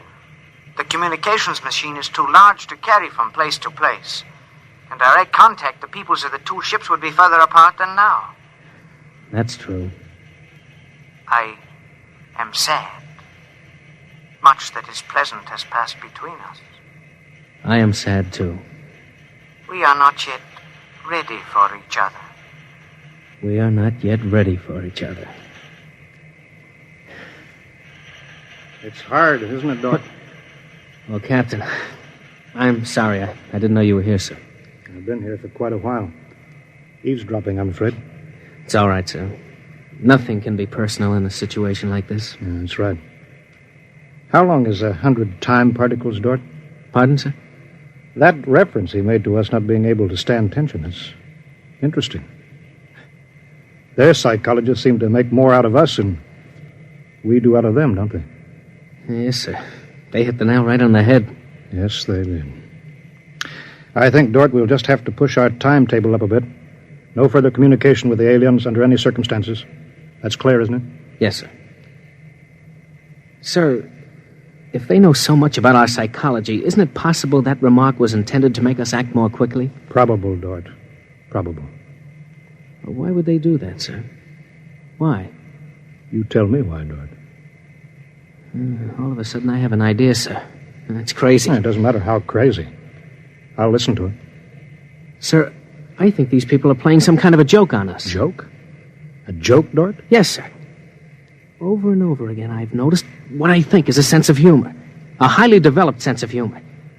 Do you recall when we went to all the trouble to set up a fictitious star map and then they just sent us back a mirror image of the same one? I think somehow they're playing a joke on us. Well, maybe you're right.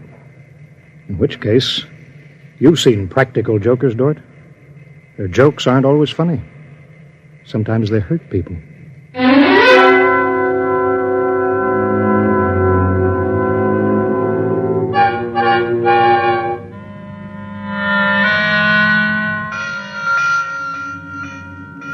All departments, man, instant alert. All departments, man, instant alert. Report instantly. Report instantly. Weapons Department alerted. Target, the enemy ship. On target, sir. Stand by. Fire!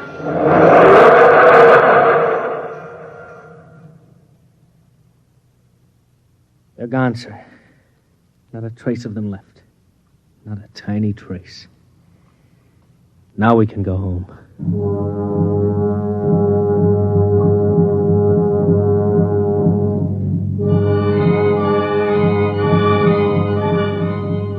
Communications to Captain. Communications to Captain. Report. Sir, I'm picking up new signals. Same frequency as the original alien signals. That's impossible. That ship was destroyed. I'm receiving signals, sir. Set the machine up. We'll be down there in a minute. Mr. Dort, come with me, please.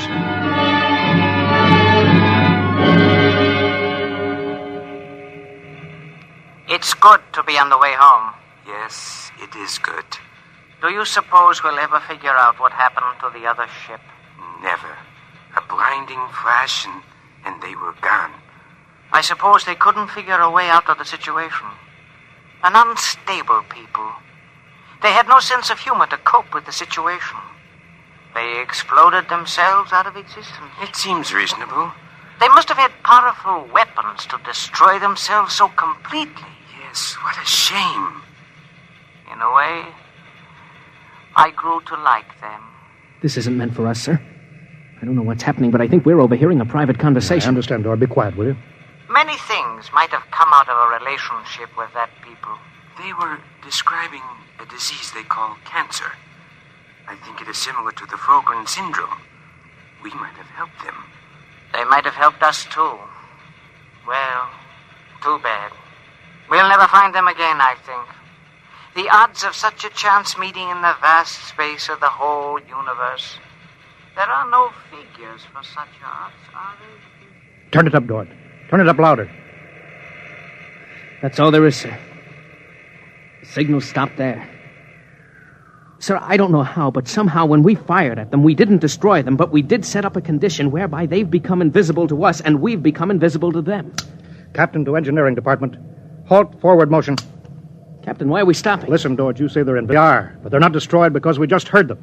They're out there somewhere. Invisible. Well, you heard them, sir. They're heading for home. We're invisible to them, too, sir. How do you know, Dort? How do you know this whole thing isn't a setup? Well, suppose that's true, Captain. You heard their conversation. They weren't talking like any monstrous people. They seemed decent and warm, just as decent and warm as we are. How do you know this conversation wasn't planned, deliberately set up for us to hear? How do you know that, Dort? Yes, sir, you're right. They may be out there and they may not. They may be telling the truth or they may be trying to trick us. They may be friends or they may be the most deadly enemies. You said they had a sense of humor, Dort. What a joke to play. To deliberately set up a situation where we wouldn't know fact from fantasy, truth from lie. Wouldn't that be a joke, Dort? Yeah, but we don't know that they did that, sir. And we don't know that they didn't. We don't know anything. Sir, does that mean we never go home again? I don't know. I have to think about it. I have to think about it.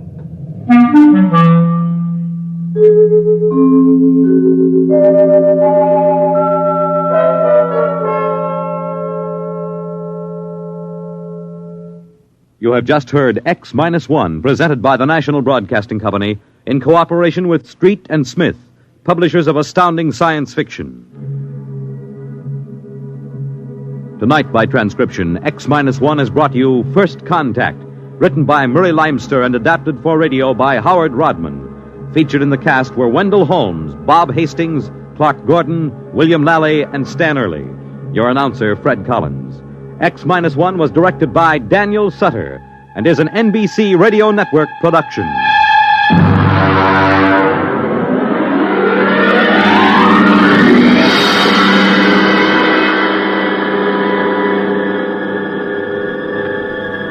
You're listening to HOJO Radio.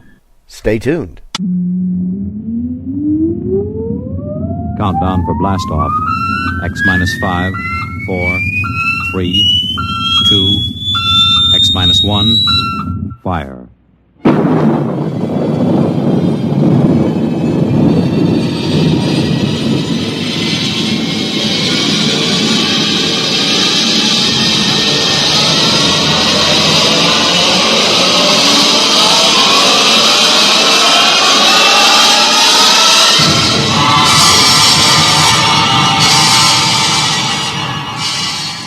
From the far horizons of the unknown come transcribed tales of new dimensions in time and space.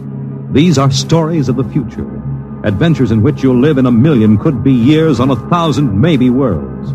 The National Broadcasting Company, in cooperation with Street and Smith, publishers of astounding science fiction, presents X minus 1.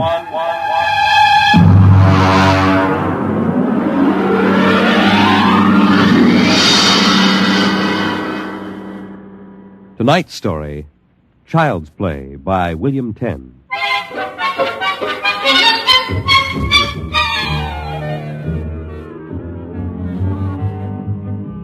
My name, Sam Weber. My job, an attorney, and a pretty successful one, if I do say so myself.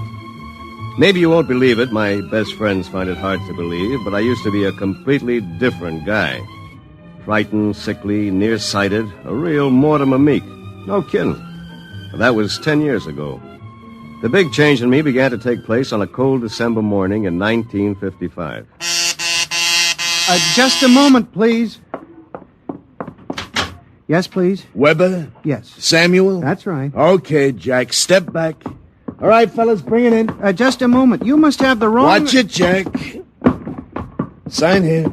Is that for me? Weber, Garden Apartments. It looks like a coffin. I don't design them, Jack. I just deliver them. Sign here.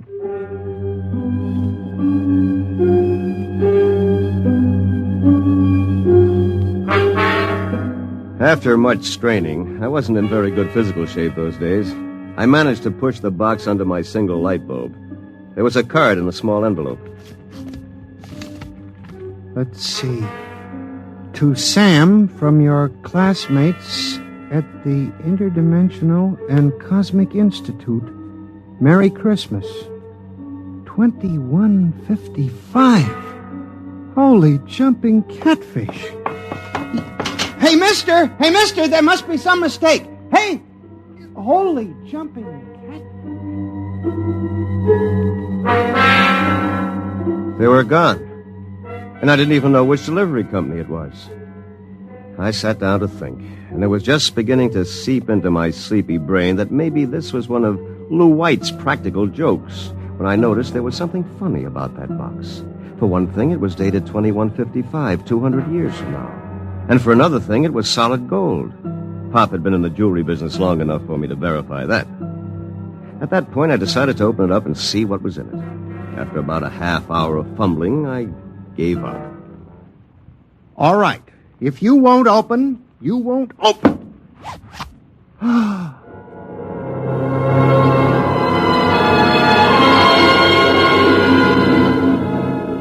No sooner had I said the word open than it came apart like the skin off a banana. There inside was something resembling a high-powered kid's chemical set. Vials, jars, tubes, wires. You never saw so much scientific-looking junk in your life. And on top of it all was a book of instructions printed in mad green streaks. I opened the cover and read page 1.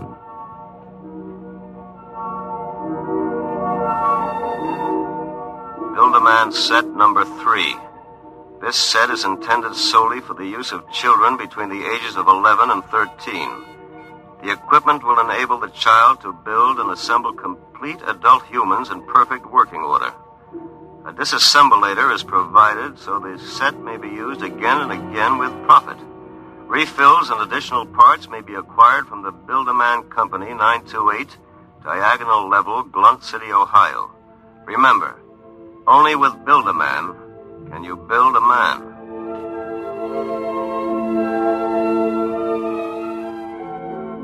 When I arrived at work that morning, an hour late, my brain was still reeling with the stuff I'd read in the instruction book.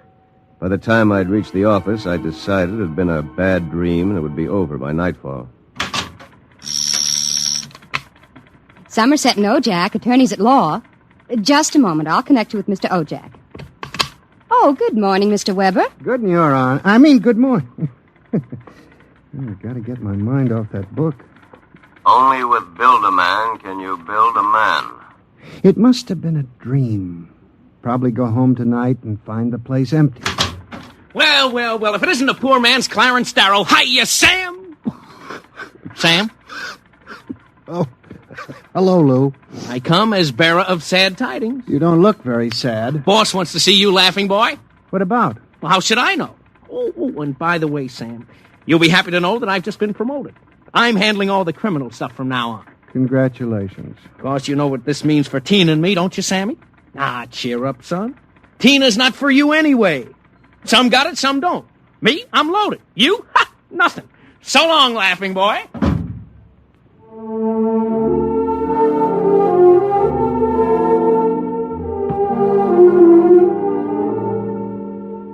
That was my good friend, Lou White. Lou was one of those guys who always lands with his feet firmly planted in the back of somebody else's neck. In the year I had known him, he'd already managed to steal the job I wanted, and he was now working on the girl I wanted. Her name was Tina. Tina Velvet. She was...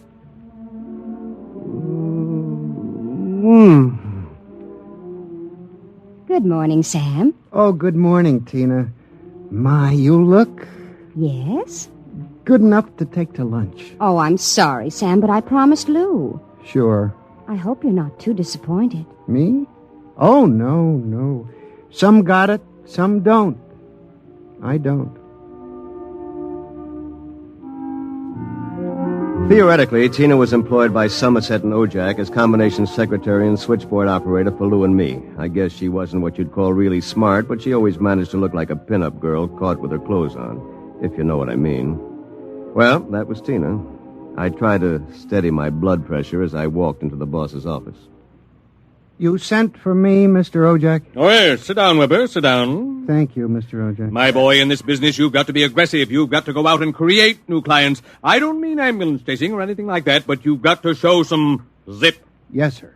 Well, get in there and punch, Weber. I want to see a change in you in the next few months. As a matter of fact, you'd better. I went back to my office, resolved to show some zip. I bit savagely into a copy of Hackleworth's On Torts. Then I called Tina for a memo. But by the time she came in, my mind was wandering again. Rosenthal versus Rosenthal. On August 4th, the party, the first part. What comes next? Sam? What comes next?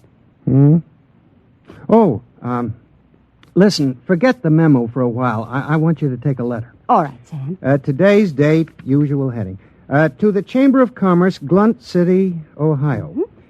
Gentlemen, would you inform me if you have registered a street or avenue known as Diagonal Level or Avenue?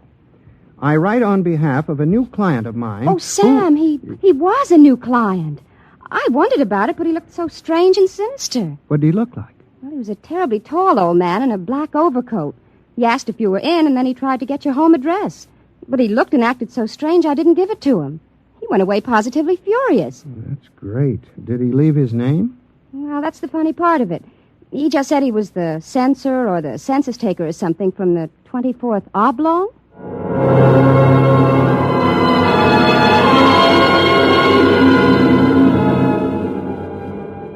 I left the office early and went home.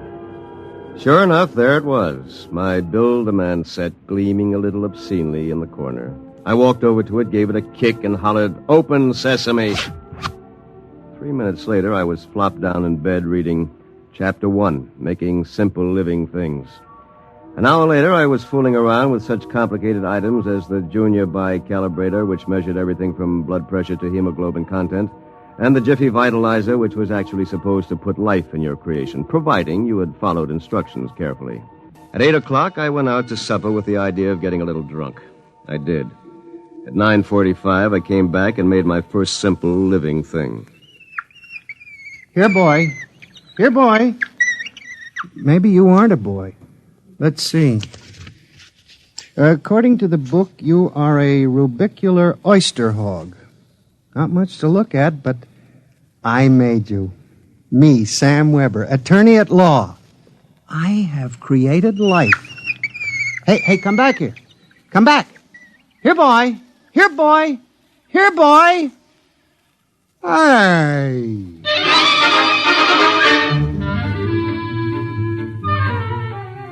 It was no use. My rubicular oyster hog, which was a cross between a field mouse and an oyster, had run out under the door and into the world. Next morning in the office, I turned to Chapter 2, duplicating babies and small humans. Assemble your mannequin, setting all molds to the indicated calibrations. To disassemble a model, use the disassemblator provided with the set. If you cannot destroy your creation, the law requires you to call the census keeper for your oblong. Good morning, Sam. Here's that memo on Rosenthal versus Rosenthal. Also a letter for you. Shall I read it? Please. Dear Mr. Weber, there is no firm at Blunt City bearing the name of Build-A-Man, nor do we have any thoroughfare called Diagonal. Sincerely yours, Thomas Plantagenet, Mayor. Well, that's that. Oh, by the way, your client was here again this morning, the ghoulish one. What'd you tell him? I said you'd be in later. Thanks. Will that be all, Sam? Yes. No. Are you doing anything New Year's Eve? Sam, I'm disappointed in you. What did I do? You haven't even noticed. Noticed what? The ring, silly. Third finger, left hand. What? Lou gave it to me. Well, Lou has plenty of zip. I'm sure you'll be very happy zipping around with each other. Oh, Sam. What's the matter? I don't know. I'm so confused. Hey, listen, what's going on in here? Tina just told me the good news about your engagement. She's crying with happiness. Is that right, honey? Well, no hard feelings, Sam. It's just that the best man got the girl. You understand how it is. Oh, by the way, we're having a little celebration at Segali's tonight. Drop around It rinsed dry. I was a failure. My job was a bust. My girl was going to marry a football player. I'd been playing God with a chemistry set from some crazy futuristic world. And the bill collectors were hot on my heels. Why not? Think of it. A Sam Weber without all the psychological problems you've got. A dynamic, uninhibited Sam who could win a girl like Tina by sheer magnetism. Then when it was all over, we just take the old disassemblator and presto. And I can do it, too.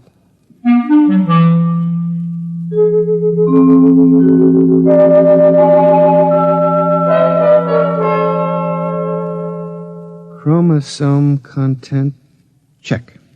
Well, here goes. It's moving. Holy mackerel. It's alive. It's sitting up. Whoa! Hey, I feel great. Take it easy. Do you know who you are? Don't give me that take it easy routine. Of course I know who I am. I have all the thoughts you ever had up until the point I was vitalized. My brain is an exact duplicate of yours, except that I'm not all blocked up psychologically. Oh, by the way, since we both have the same name, it'll simplify things if I call you Weber. I'll be Sam. Look here. I'll make the decisions. How would you like a good punch in the nose? Is that any way to talk to your own parent? I did create you, you know. And don't think I don't appreciate it, Weber, old man. But let's get one thing straight. I live my life and you live yours. Got that? Who pays the rent? You do. For a while, anyway. I haven't decided whether or not I want to stay in the law business. The law business? It'd be a shame to waste all that good training, though. We went to Harvard, didn't we? On the other hand, I want to spread out a little. Tina's the kind of girl to whom money is very important. Tina? What'd you expect? We're not quite the same, you and I. I've got zip. Don't use that word. Sorry. Now, how about some dinner? I'm starved. We'll have to go out. I'll need some clothes. Sorry, I only have this one suit. Fine, you can lend it to me. But what about me? I'll bring you a sandwich after I come back from Segali's. Segali's? You haven't forgotten, have you, Weber? We're invited to the celebration, Tina and Lou White. Only it wouldn't look quite right if we both showed up. So I'll tell you all about it.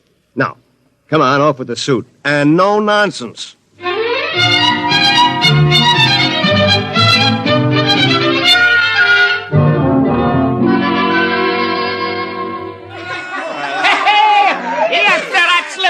Folks. Yahoo! Hey, have another drink, Mr. O-Jack. Come on. Thank you, Lou. Is everybody happy? Oh, Tina, honey, you having yourself a little old time? Well. The happy couple. Sam. Good evening, cats. Everybody's lit up like a Christmas tree, huh? Well, Sam, are you in the bag? Never touch the stuff, Lou, my boy. Never touch it. Hey, what's gotten into you, Weber? You seem different somehow. Well, I'll tell you. Ever since I had that talk with Mr. Ojak about myself... Oh, you remember, don't you, Mr. Ojak? Why, yes. You made me realize, Mr. Ojak, that I had a whole reservoir of untapped zip. And that's all it took, just like that. I'm a changed man. I don't believe it. It's an act. Why, you're nothing but a cream puff, and you always will be. Mr. Ojak, I think he owes me an apology for that. I should think so. All right, all-American boy. Make with the apologies. Apologize? Why, for 2 cents, I belch you. Folks, would you excuse Mr. White and myself for a few minutes? Coming, Mr. White. I'll be right back, honey.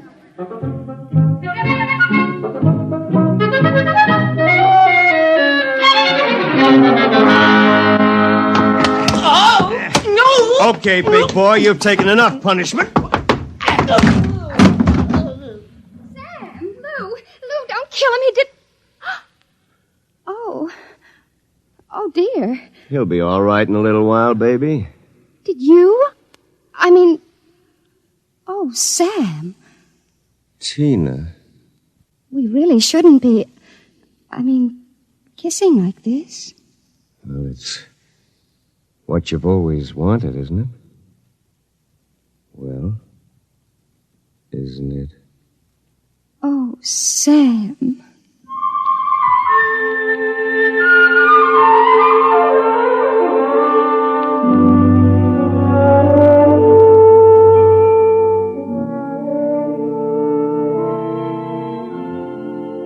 By this time, he's probably kissing her. And there's nothing you can do about it, Weber, old man. Nothing. Hey, wait a minute. Where's that book of instructions? To disassemble a Build-A-Man model, merely focus the ray of the disassemblator device and press lever X. Tina, my Tina, da-da-da-dee, So you're finally home. I'm starved. My boy, you are looking at a man who, in one fell swoop, has got himself a raise, a promotion, and a wife. At least she'll be my wife tomorrow. Who? Tina, of course. Who have we wanted so desperately all these years? I don't believe it. It's true. I had to put on quite a show, but all around it was a real success. Mr. Ojak was so impressed, he called me aside and said he was going to give me a crack at some criminal cases, and if I made the grade, who knows, I may even accept a partnership. And what happens to me? I suppose I sit in this room with no clothes for the rest of my life. Oh, you'll be well taken care of, Weber. You've got it all figured out, haven't you? That's about it. Only you neglected to consider one thing. Oh, what's that? This. Oh, come on, put that down. I'm going to melt you down like a Welsh rabbit. Weber, you can't do that. It's murder. It's like killing your own son. Take off my suit, you phony. You won't be needing it again. You're going through with it, huh? I am. All right. And here's your jacket. Oh, my arm. Ah, now, you give me that thing. Give it to me. Oh. That's better. Now we'll fix this little item so it can't do any damage. You see, Weber, you don't have the guts to stand up against the man you might have been. What's that sound? Somebody's coming up the stairs. Listen. Take a peek through the keyhole, Weber. Holy jumping. It's him. Whom? He's burning it. He's burning a hole right through the door. Good evening, gentlemen. Who are you? I'm the census keeper for the 24th Oblong. You see, your Build-A-Man set was intended for one of the Weber children who's on a field trip in this Oblong 200 years from now. Because of an unfortunate time warp, the set was delivered here accidentally. You mean this set came here from 200 years from now? Precisely. Time, as with all things, is relative. We shall have to recover the set, of course, and adjust any discrepancies it has caused. Meanwhile, the problem is, which of you gentlemen is the original Sam Weber? I am. Listen. Liar. Difficulties. Why can't I ever have a simple case like the doublet conduplication? Now look here, Mr. Census Keeper. The duplicate will obviously be less stable and more emotionally unbalanced. Certainly a man of your qualifications can decide which of us is the more valid member of society, which of us will conform more readily to the standards... Naturally. I observed that one of you was naked. That, of course... Wait a minute. And you seem to be trembling, whereas this gentleman seems quite calm. Hold it. You're making a mistake. I hardly think so. Stay away from me. Do not struggle. Help, please, please, you're... Mr. Weber. Yes? It would be better if you didn't watch. Of course. You understand? It's not the gift of the Build-A-Man set we're afraid of letting you have. It's the principle involved. You people just aren't ready to play God. You understand, of course? Perfectly.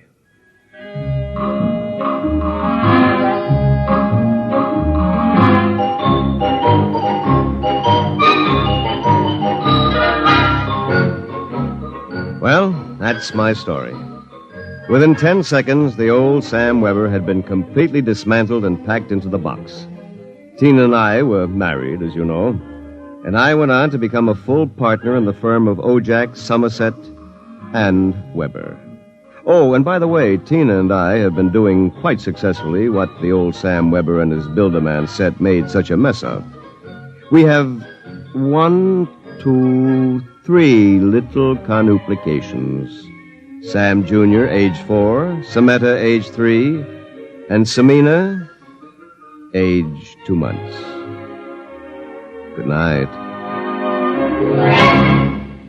You have just heard X-1, presented by the National Broadcasting Company in cooperation with Street and Smith, publishers of astounding science fiction.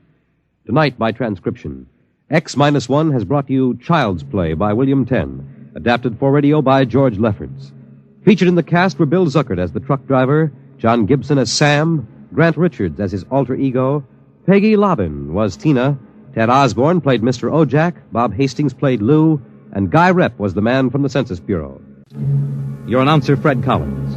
X-1 was an NBC Radio Network production.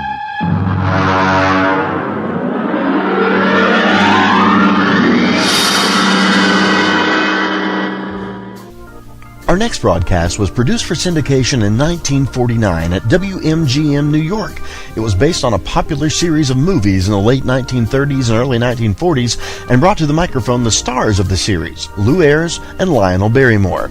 Ayres plays the young, idealistic doctor, and Barrymore, ever in character, was the crusty, lovable diagnostician.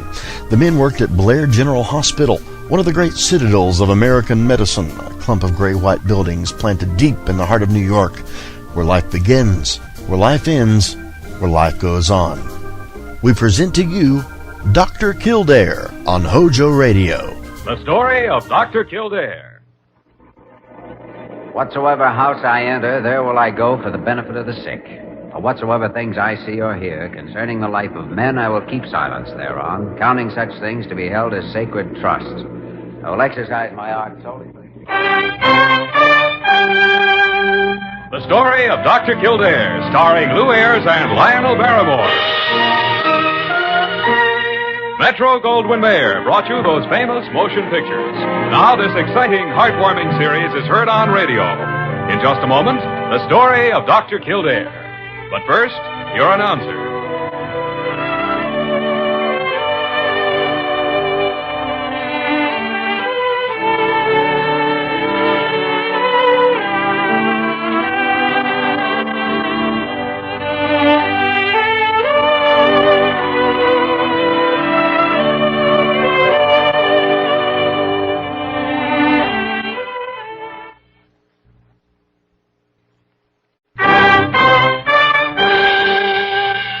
The story of Dr. Kildare, starring Lou Ayres as Dr. Kildare and Lionel Barrymore as Dr. Gillespie.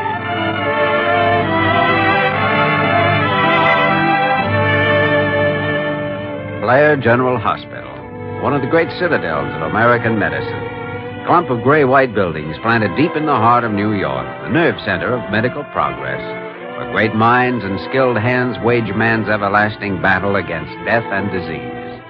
Blair General Hospital, where life begins, where life ends, where life goes on.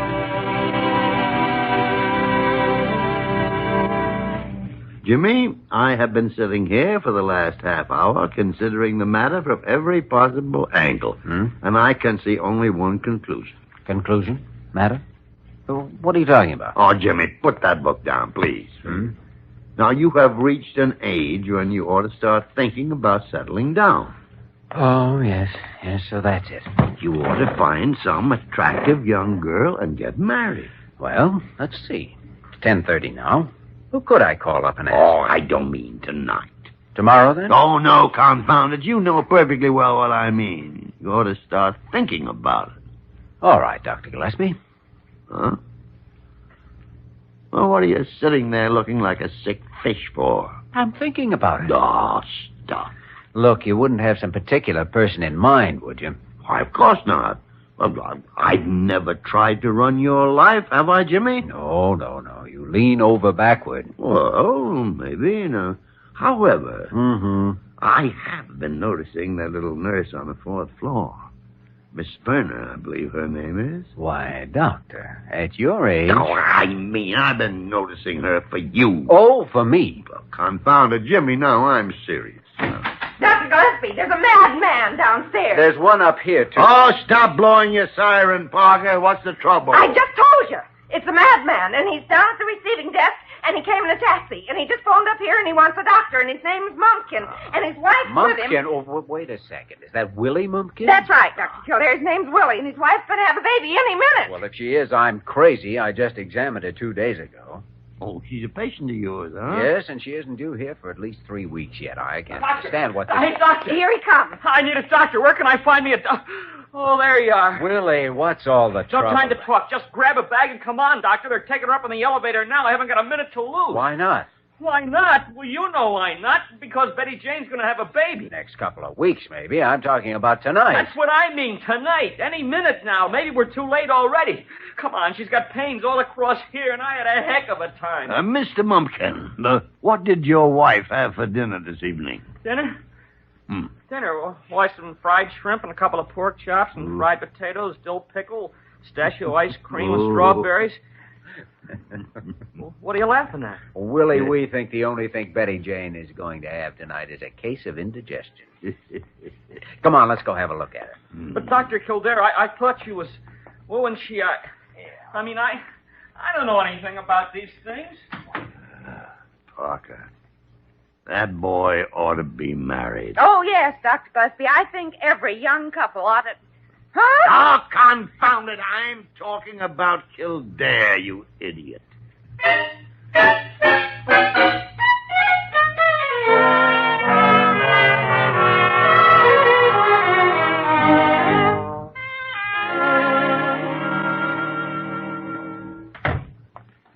Good morning, Dr. Gillespie. Well, good morning, Jimmy. Miss Verner and I were just talking about you. Verner? Oh, hello, Diana. I didn't see you. We were just talking about that young man who came rushing in here with his wife last night. Oh, they're quite a couple. Come from some little farm town in Indiana. Willie's father runs the local newspaper, and Willie's here taking a course in advertising or something. I've only been married about a year. Well, I think it's just darling. The way he was so upset and excited and everything. Oh, yes, he's very serious about his approaching fatherhood. And he should be, Jimmy. He should be. Marriage is a great institution. Oh, I agree with you, Doctor. I think every family ought to have one. The door's unlocked. Come in. Thank you, Dr. Gillespie. It is proper, you know, that one knocks before entering a room. Entirely unnecessary in your case, Carew. I can smell your gardenia 20 feet away. Please, not in front of... well, that is, we must remember our discipline, you know. Dr. Gillespie, I believe I'd better take those reports now, if you're through with them. Wait a second, Miss Burner. I'll get rid of this fella.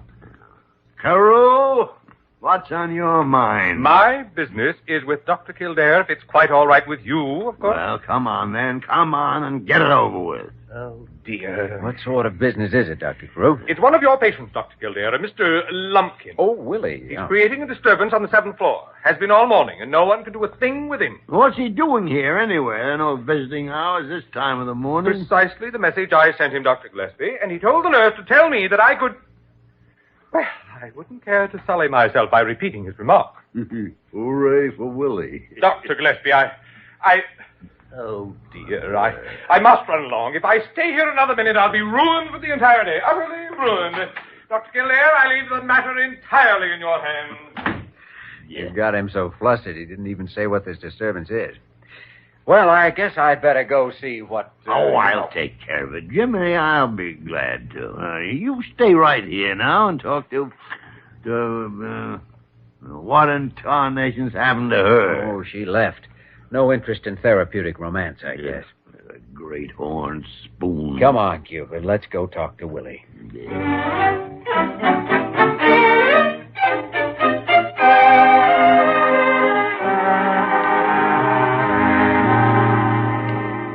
But doggone it, Dr. Kildare, we're not playing the 1812 overture on this record machine just to entertain ourselves. We've got a purpose. Purpose?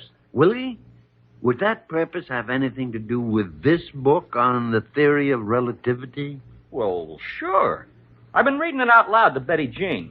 You see, we want him to have the right kind of a brain. Oh, prenatal influence, eh? Well, of course, I don't actually believe in it, Dr. Kildare, but, well, Willie figures there's no harm in trying. Oh, I guess there isn't. Only how about using a low-volume influence? The superintendent's complaining about the noise. Well, maybe it was a little loud. Oh, and another thing, Willie.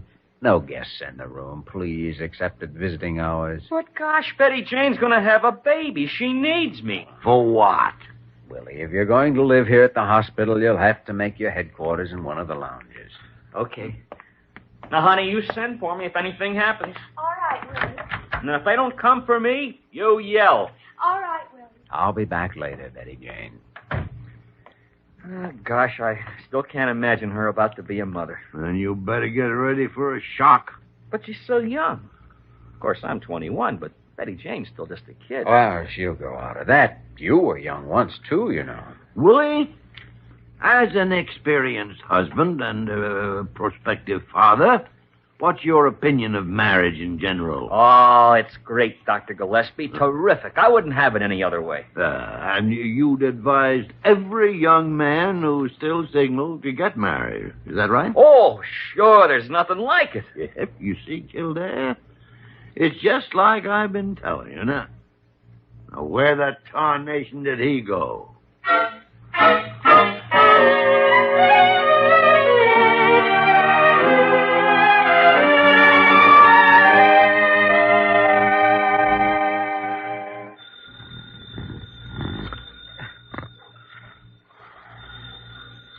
All right. Kildare speaking. Doctor, this is Willie Mumpkin. Oh, what is it, Willie? Doc, I gotta see you right away. Why, at 2 a.m.? What's the matter? It's something I just found out in a book, something we forgot about. Forgot? We haven't got a minute to spare. Maybe it's even too late already. Willie, what on earth are you talking about? It's the RH factor, Dr. Kildare. Oh. Maybe Betty and me are one of those rare couples that shouldn't have gotten married. Maybe our blood is incompatible. Maybe our son won't live. Willie, hold it a second, please. Look, I checked the RH factor when your wife first came to me 7 months ago. Oh, you did? Yes. Well, was it all right? Yes. Supposing it weren't, what would you do about it now? Well, I don't know, but I just read about it in one of these books. Where are you, anyway? Down in the lounge. I've been sleeping on a sofa. Well, go back to sleep, then. You've got plenty of time. Couple of days or so. Yeah. Well, I guess I'll just read some more of these books here. A great idea, Willie. You do that. Good night.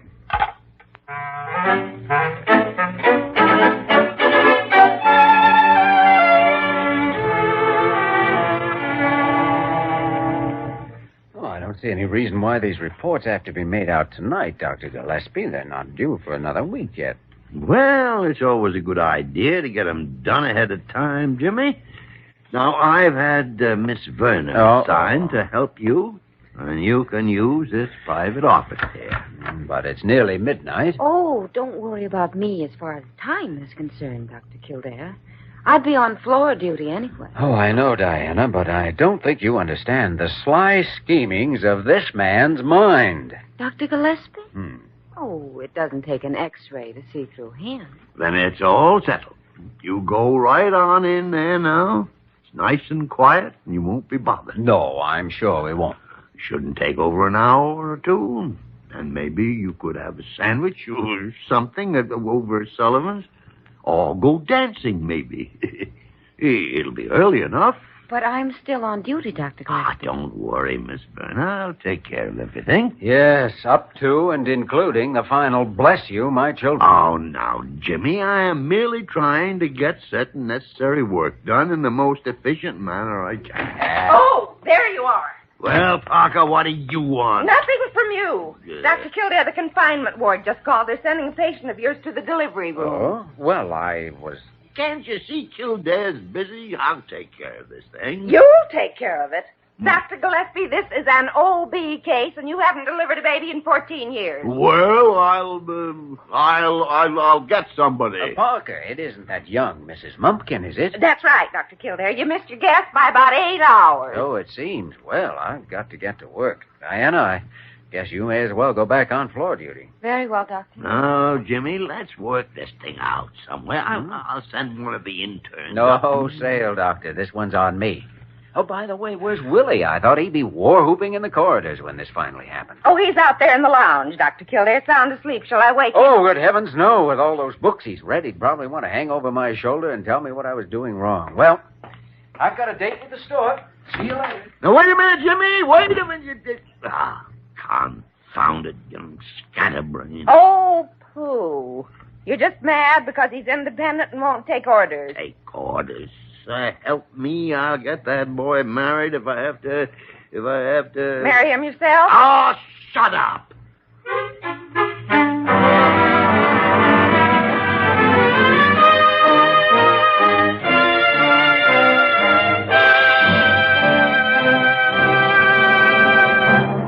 We return to the story of Dr. Kildare in just a moment.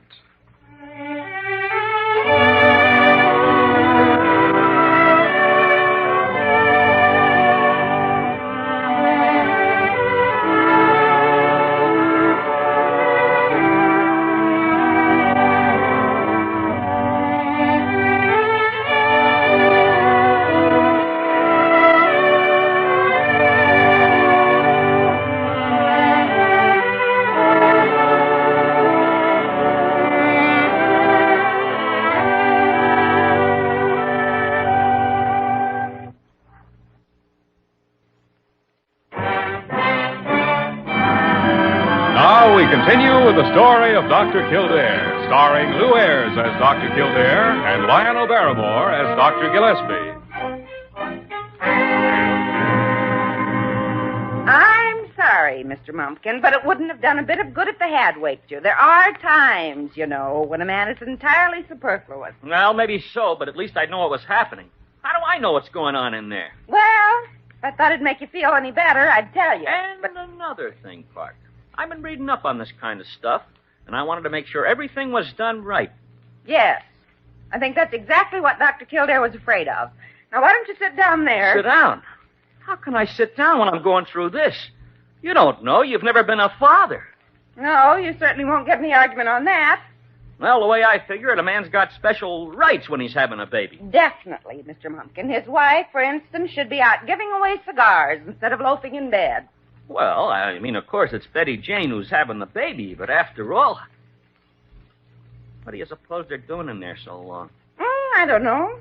Maybe it's twins. Oh, no, don't say that. Don't even think it. What's thinking got to do with it? Oh, well, here comes Dr. Kildare. Oh, then it's over. I mean, is it, Doctor? Yes, it's over, Willie. You can uncross your fingers now. How's Betty Jane? Fine. They'll have her back in her room in 10 or 15 minutes. You can go down and wait for her if you like. Oh, gosh, I gotta sit down and... Do that. Yeah. Oh, boy. Hey, where's the baby? In charge of the maternity nurse at the moment. And no visitors before tomorrow morning. All right, but I've been wondering about something I read in one of those books. Oh? Well, the way I get it, you put a whole bunch of babies all together in the same room. And what's to keep them from getting mixed up? Is that it? Well, I sure don't want somebody else's. I want mine. And for better or worse, Willie, that's exactly what you'll get. We've already taken footprints. There won't be any mix-up. Well, good. I was afraid you might forget. Oh, yes, we're continually misplacing children around the hospital here. Oh, boy, just wait till you hear about this back home. Just wait till Betty Jane's mother hears about it. Well, I doubt if it'll be a great surprise to her. No, but she's always treated me like a kid. Hey, what am I doing here? I want to see my wife. Oh, by the way, Willie. Huh? Wouldn't you like to know what kind it is? Kind? Why, it's a boy, isn't it? Mm-mm. A girl? What else is there? Oh, well, at least it's a baby and it's here. That's the important thing. Sure. And better luck next year. Next year? Look, Dr. Kildare, you don't think I'm ever going to go through with a thing like this again, do you?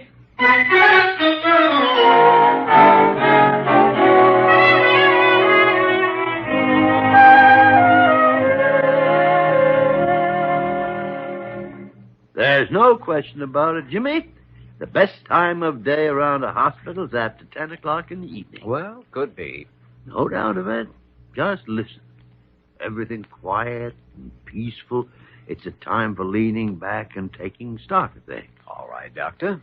And for considering the past. For planning the future. And for getting ready to lead up to something. Well, I don't know what you're talking about. No, it's not anything. Just falling in with your mood. Jimmy, we are not getting any younger, you know. Yes, I can feel a certain profundity in that statement. And time seems to be slipping away from us. So it does. Maybe we'd better make out those reports before it's too late. Reports? Oh, well, yeah, I was coming to that. Yes, I thought you were. As a matter of fact, I thought you might want to get him out of the way tonight. Glad to. Yeah. There's someone here to help you. I just phoned a few minutes ago. Now, I wonder who that could be. As if I didn't know. Ah, confound it, Jimmy. She's a very attractive girl. I agree. And it's time you were settling down with a wife. Well, when I do, Dr. Gillespie, it won't be on your diagnosis or your prescription. Ah, Jimmy, now that hurts me. It really hurts me. Yes. Why, I wouldn't think of trying to run your life for you. I wouldn't think of trying to prescribe any particular kind of... Well, Doctor? Now, Jimmy, be nice to her. Don't jump to conclusions. Look her over. All right, sure. Come in, Miss Verna. Miss Verna? Hello, Willie. Come on in. I sure hate to bust in this time of night, and I guess you were expecting somebody else, but I got to talk to you about something pretty terrible. No? What's the trouble now? Well, it's the snapshot of the baby. I got a candid camera, you see, and I've been sneaking up to the nursery with it. Good picture. Yeah, but look at the face, Dr. Kildare. What do you mean? Well, she don't look like me, and she don't look like Betty Jane. In fact, she's a dead ringer for a great aunt of mine that's, well, daffy. I mean, she's not real crazy, but... Willie, all babies look that way for the first few weeks. Now, please, go to bed and stop worrying. Well, if you say so, Dr. Kildare. But gosh, when I saw that face, Good night, Willie. Good night. Good night, Dr. Gillespie. Good night. Good night. One thing about this place, after 10 in the evening, it's always so quiet and peaceful. Yes, young idiot. No. He's a family man with worries and responsibilities. He's married. I don't care whether he's married or... All right, Jimmy, all right. You promised to keep an open mind. It's wide open. Come in, Miss Verna. I am not Miss Verna. Carew. Precisely. Well, what do you want? Well, I could say a little more respect, Dr. Gillespie. Yeah. Please. Dr. Kildare, you must positively do something about this bumpkin person. Oh, what's he been up to now? Oh, merely his usual career menace.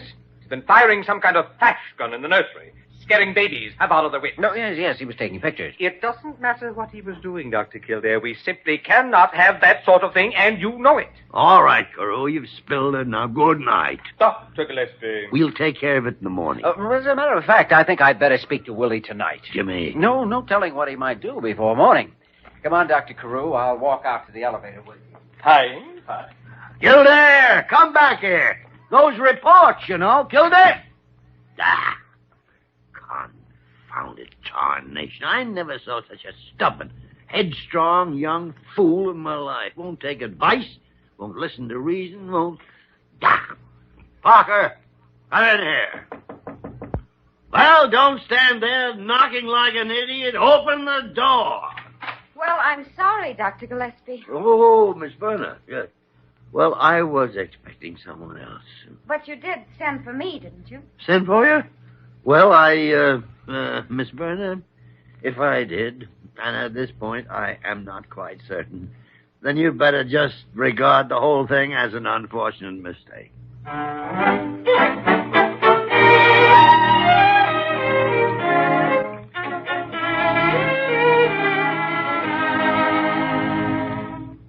We've got that taxi waiting downstairs, but Willie and I just had to run in and thank you before we left. Oh, now, honey.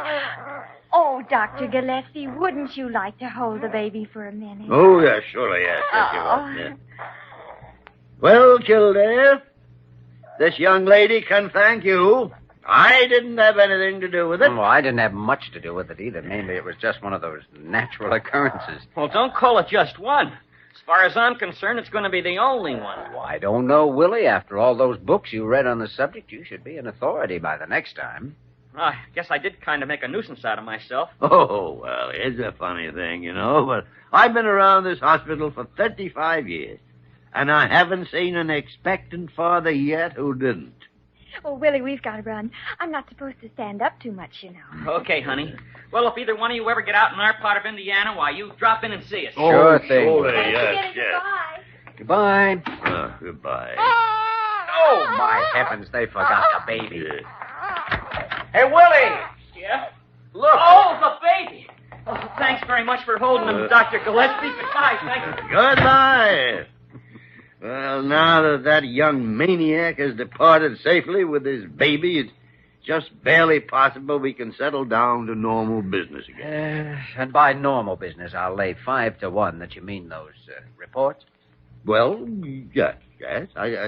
I think we'd better get them out of the way, Jimmy. All right, I'll make them out now. Good. Now, of course, you'll need some help. Mm-hmm. So I'll ring Molly Bird and ask her to assign somebody to... Dr. Gillespie, you may as well hang up the phone. Oh, what? You're wasting your time, you know.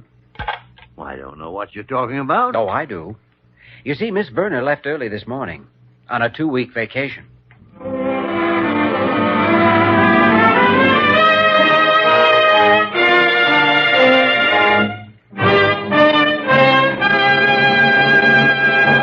In just a moment, we will return to the story of Dr. Kildare.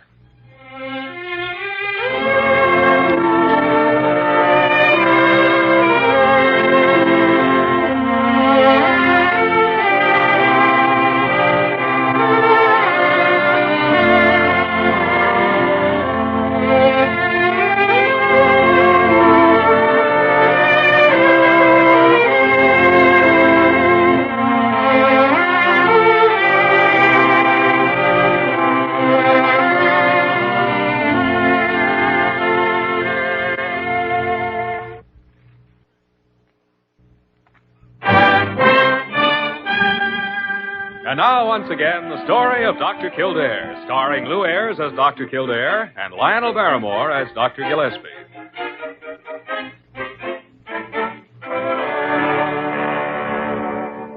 Oh, good morning, Dr. Kildare. Morning, Parker. Dr. Gillespie in. Yes, he's there in his office. Just go right in. Thank you. Come on, Diana. Oh, Miss Werner, I heard you were back from your vacation. Did you have a nice time? Oh, just marvelous.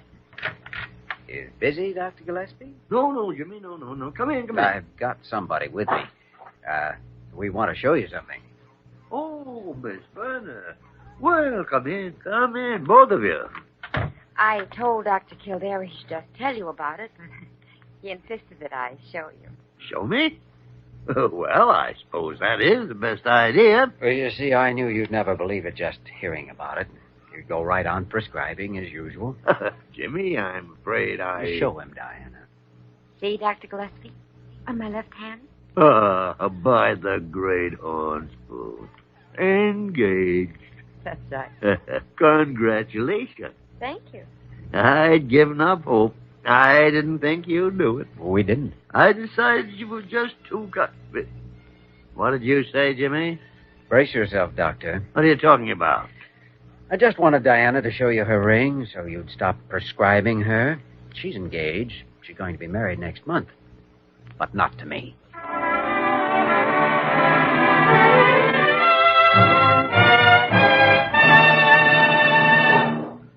have just heard the story of Dr. Kildare, starring Lou Ayres and Lionel Barrymore. This program was written by Les Crutchfield and directed by William P. Russo. Original music was composed and conducted by Walter Schumann. Supporting cast included Virginia Gregg, Ted Osborne, Bill Tracy, Sharon Douglas, and Georgia Ellis. Dick Joy speaking.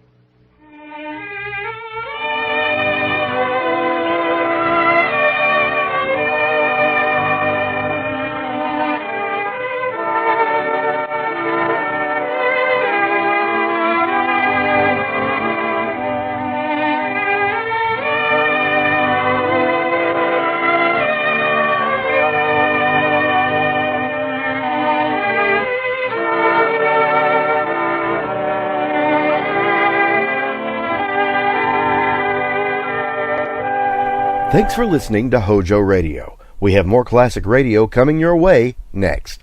The story of Dr. Kildare. Whatsoever house I enter, there will I go for the benefit of the sick.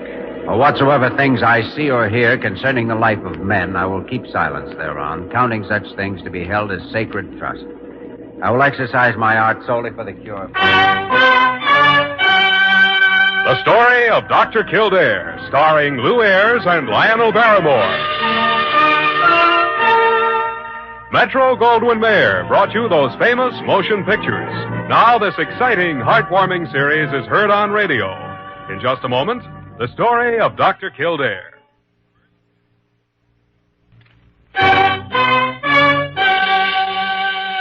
Now, the story of Dr. Kildare, starring Lou Ayres as Dr. Kildare and Lionel Barrymore as Dr. Gillespie.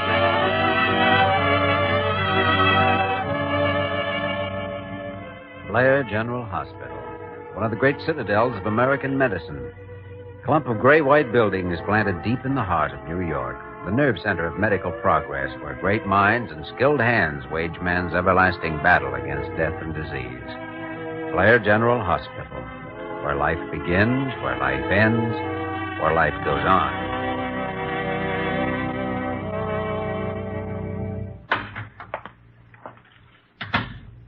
Mr. Craig? Yes. My name is Kildare. I'm a staff doctor here. Eddie Jenkins is one of my patients. I see. Well, do you think he can answer a few questions, Doctor? Yes, only take it easy. There's still danger of shock. He's had some bad burns on his legs and body. He's lucky he's alive. There were 5,000 gallons of gasoline in that warehouse where the fire started. It was more of an explosion than a blaze. Burned out 3 piers, 85, 6, and 7. I know. I understand a man died in the fire. Yes, the watchman at Maxon & Porter's, next door to the gasoline warehouse, Pier 86. Maxon was insured with my company, so we're out for $500,000. Mm-hmm. Well, now, where does Eddie fit into this? I don't know, Dr. Kildare, but he was there, and I want to know why. I'm working pretty closely with the police on this.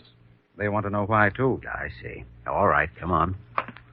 If he starts getting excited, I may have to ask you to leave. I understand. Here we are. Eddie? Eddie, this is Mr. Craig. He wants to ask you a few questions. Hello, Eddie. Hello. How do you feel? Okay, I guess. Good. Eddie, I have to ask you some questions, and I don't want to tire you out any more than necessary, so let's get right to the point. Well, I'll tell you anything I can, Mr. Craig. Fine. Then suppose you tell me how that fire got started. Gosh, I don't know. I was asleep under the pier next door. There's a kind of space between the floor and the bank of the river. Anyway, I woke up, and there was fire all around. And I started yelling and trying to get out. And that's about all I know. I see. Why weren't you in school? Well, I was playing hooky. Your teachers tell me you have a bad habit of doing that. Well, I get headaches when I go to school. And if I stay out, they go away. It's true. I'm not lying. It's true. Easy now, Eddie. No one said you were lying. I believe you. But he don't, Dr. Kildare, and it's true. Honest it is. Well, let's leave that for the moment. You were hiding out under the pier. You went to sleep, and that's all you know. You didn't see anything or hear anything, right? Well, I heard something earlier. 2 or 3 guys were talking up in the warehouse. But I don't know exactly when. Recognize any of them? No, but one of them I know if I heard him again. He talked with a kind of funny-like voice. Did you hear anything they were saying? I think one of them said, "What about the watchman?" Somebody else said he's still out and he'll stay out. I didn't pay much attention. I see. Do you smoke? No, sir. Then why do you carry matches? Well, I don't know. All the guys do. Did you start that fire? No, I told you what happened. And it's the truth. Honest it is. Honest it is. I didn't It's do all it. right now, Eddie. It's all right. Now, take it easy. Mr. Craig, would you come out here a second? Yes. I thought he gave you a rather straight story. Yes. He has a good imagination. Oh? Well, I'm inclined to believe him. I am not. I see. Well, Mr. Craig, the patient's in no condition to talk any more today.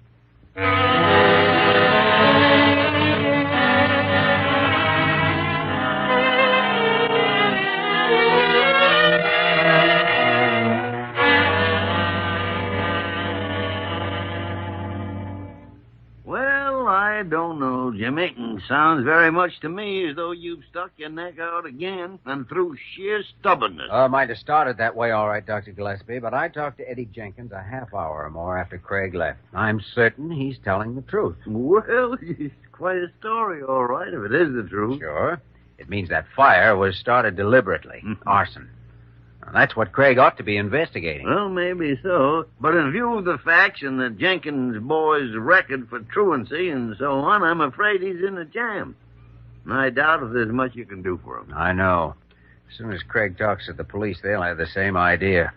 Ought to be something we could do. Wait a minute, you can't go in there now. Let go my coat, Miss Parker. Hey, what's going on? Gillespie, I told him to stay out. Wayman, you're an ambulance driver. What are you doing up here? No, now you'll catch it. Oh, dry up. What?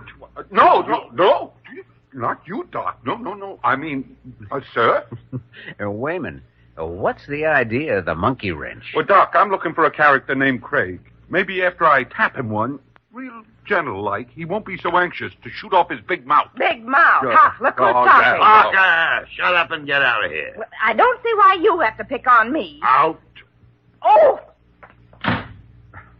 Wayman, what's the trouble? What's this all about? Well, Doc, I just been talking to my pal, Eddie Jenkins. The kid's up there crying. Says this here Craig guy talked tricky to him and called him a liar. Oh, it wasn't really Craig's fault, Wayman. He has a job to do. Well, he ain't got no right to talk like he done.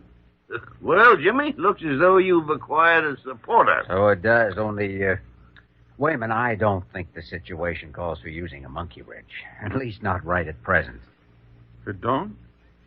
No, I wanted to tap that guy once. Well, if that should seem to be the only solution, I'll let you know. Oh, gee, thanks, Doc. And meanwhile, Wayman, get down to the basement where you belong. Okay, Doc. No, that is, yes, sir. There goes a perennial juvenile delinquent if ever there was one. Tap somebody with a monkey wrench. Well, I know how he feels. Well, you better forget it, Jimmy. If the boy is telling the truth, it's just too bad. But I don't see anything to do about it. One thing I think I can do. Prove he wasn't lying about those headaches. Well, what of it? It's got nothing to do with the fire. No, but it'll show that one unbelievable part of his story is true, and that may influence Craig a little. There are other ways of using a monkey wrench, you know. You can throw it in the machinery.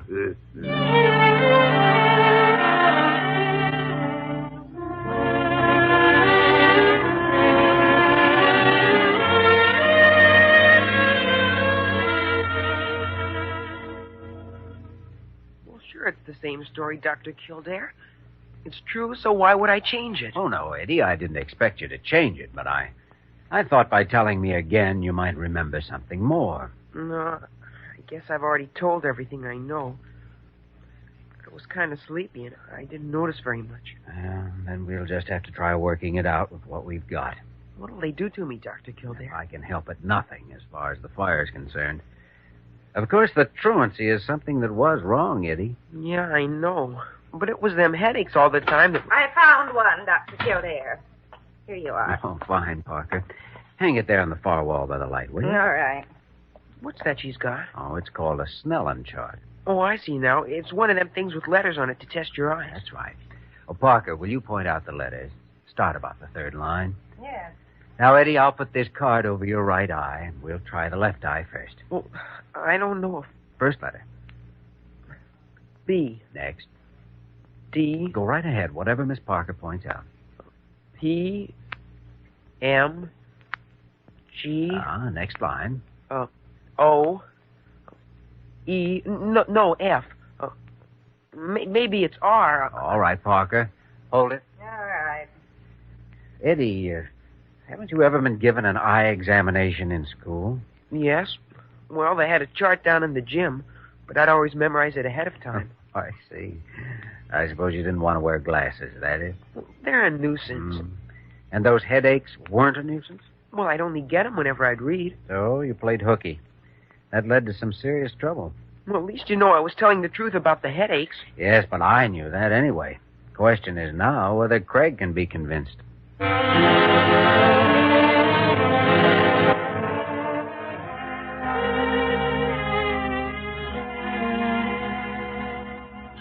All right, gentlemen, I believe your clinic's report and your own opinions. The boy is suffering from hyperopia and astigmatism. So, where does that put us? Well, for one thing, Mr. Craig, it means he did have headaches in school. And it means he was telling the truth about his reason for playing hooky. All right, I'll buy that too, but I'm not the truant officer, gentlemen. I'm investigating a fire that caused a man's death and $500,000 loss, and that's something else again. Well, the rest of Eddie's story could be true, you know. A lot of things could be, Dr. Kildare, but I work on probabilities. Now, if the boy hadn't been present, the number one probability would be accidental cause. So far, we found nothing to back that up. And furthermore, Eddie was present. So the first probability is that he said it accidentally. Second, he may have said it deliberately. Pyromania. Ah, ridiculous. He doesn't show one symptom of it. Now, if I accept the Jenkins boy's story, I'm forced into a line of investigation I don't believe at the moment. Arson. Criminal intent by persons unknown. Probably the collection of insurance. It's been done before. In this case, it doesn't make sense. The gasoline warehouse wasn't insured for enough to pay for the pier and the building. But the Maxon Importing Company next door was. Only that isn't where the fire started. It's where Eddie heard those voices. Dr. Kildare, you're a stubborn man. All right. Suppose I say I'll give some thought to that angle. That's a start, at least. I don't know whether you've thought of this. If the boy's on the level, he's the only witness, and the arsonist, if there is one, has already committed one murder. Yeah, you're right. I should have thought of that. The boy's room ought to be guarded, just in case. It will be. Ambulance garage, Joe Wayman talking. Wayman. Get someone to relieve you and meet me up in 421 Eddie Jenkins' room right away. Gotcha, boss. What's up? I'll explain when you get there. Okay. Oh, yes. Bring that monkey wrench.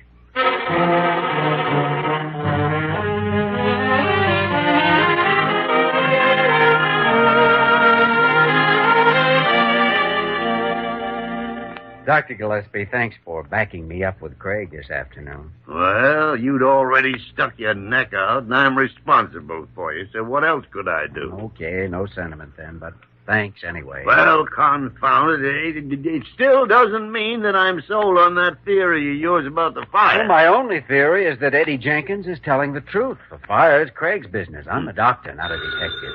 I'll get it. Kildare. Doc, this is Wayman. You gotta get up here fast. The kid's had a relapse. What do you mean? He's having convulsions, and for no reason. Hurry, boys. Right, Wayman. What is it, Jimmy? It's Eddie. Now I know he was telling the truth. Huh? Someone just tried to kill him.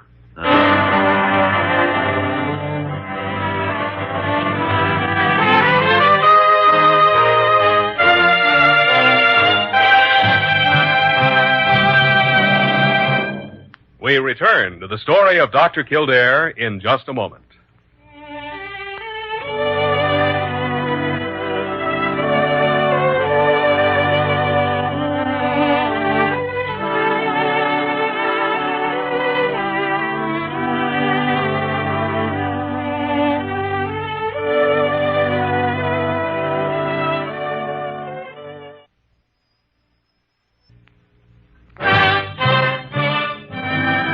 Now we continue with the story of Dr. Kildare, starring Lou Ayres as Dr. Kildare and Lionel Barrymore as Dr. Gillespie.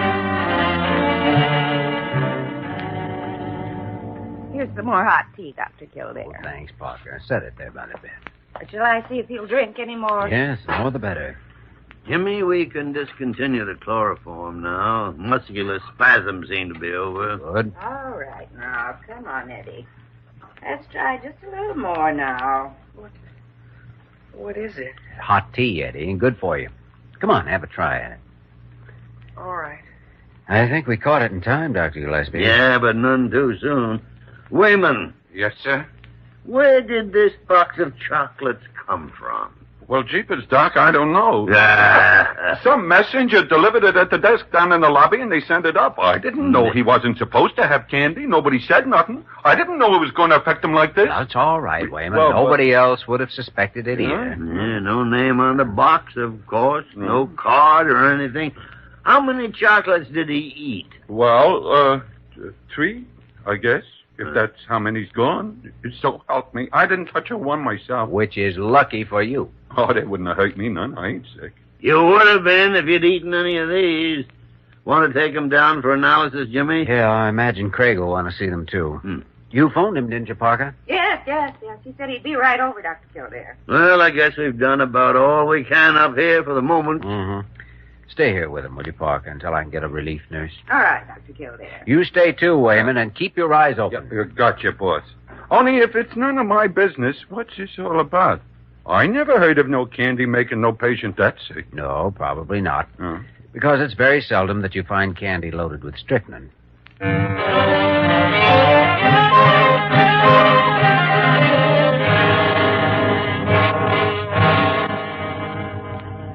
No wrapper, no card, not a single identifying mark of any kind on the box. It's a common brand, can be bought in any store in New York City. 10 to 1, there are no fingerprints. Gentlemen, there isn't much to work on. Well, what about the messenger, Mr. Craig? The boy who delivered the candy to the hospital. Oh, there's a chance there, of course, but a slim one. He wasn't in uniform, wasn't a regular messenger, in other words. So... You know, Mr. Craig, being a diagnostician has certain points of similarity to being a detective. You may be right, Dr. Gillespie. I take a set of symptoms, clues, you'd call them, and I try to find some logical explanation for the cause behind them. Yes, that's pretty much the way I work, too. Oh, there's another similarity, Mr. Craig. In medicine, we also use your theory of probabilities, you know. Start with the most probable cause and eliminate possibilities one by one. All right, gentlemen, all right. There's no need to pin me against the wall. I see what you're driving at. Good. I'm ready to accept the Jenkins boy's story. All of it. After what's happened now, I'd be a fool not to. I agree with you. In fact, I guess I owe him an apology. All right, then. I think we can safely assume that whoever tried to poison the boy also started the fire. Yes, the probabilities seem fairly strong on that assumption. We don't have any leads on the poisoning, and I doubt if we will have. But we do have an angle on the fire, now that Eddie's story is admitted as evidence. You mean that funny voice he thinks he can identify? That's right, Dr. Kildare. I should be able to supply that voice for identification by tomorrow afternoon.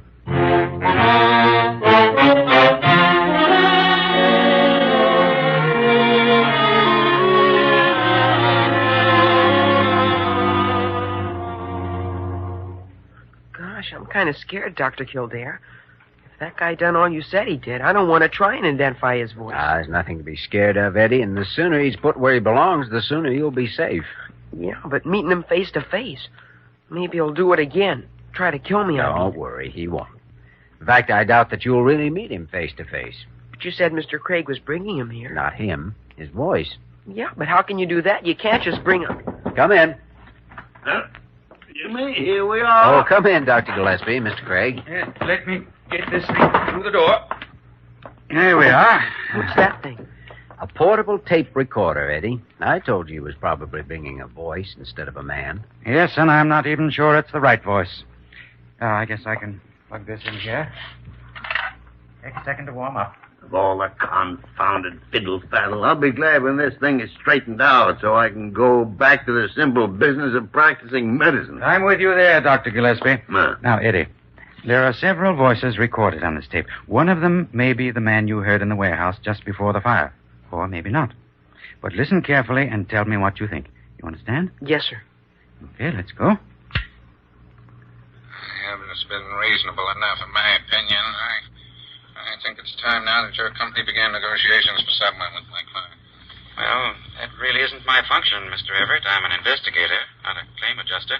My primary function is to determine what Mr. caused Craig. the fire. I know his voice. I don't know of any further way we can help you in that, Mr. Craig. My client was unfortunate enough to occupy the building next to somebody who was careless, that's all. Well, I understand that, but still... I think I see Mr. Craig's position, Everett. That's him. If I were faced with paying out $500,000, I would check all the blind alleys, too. It's the same one. Now, let us You're all sure be that is- reasonable. Yes. I'm in no hurry to start a big uproar about... Well, that's that. Whose voice was it? The man who's insured with us. Maxon of the Maxon Importing Company. So what's the next move? Call in the police and then go pick him up. As simple as that.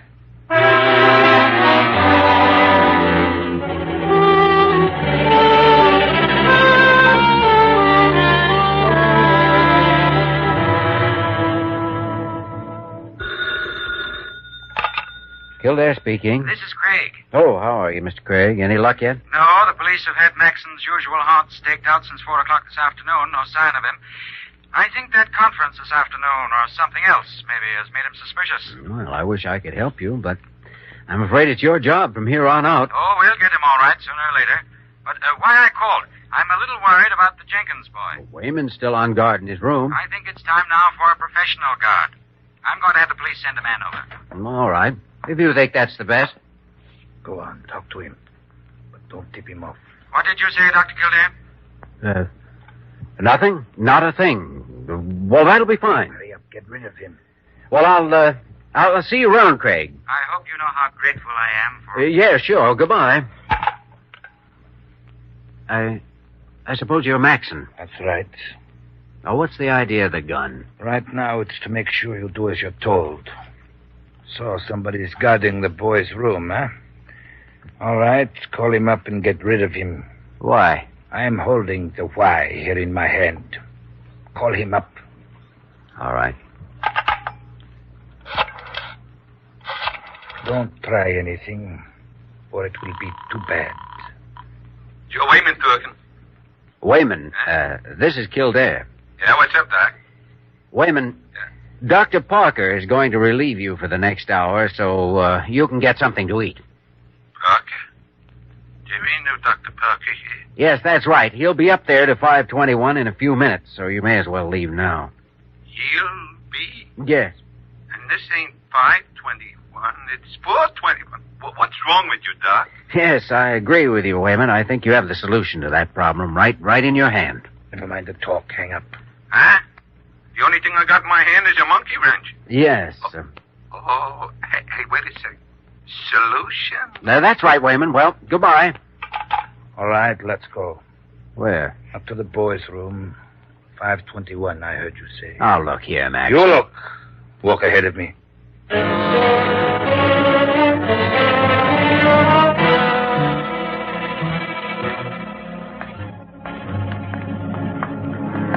521 is just around the corner there. Third door along the side corridor. Keep walking.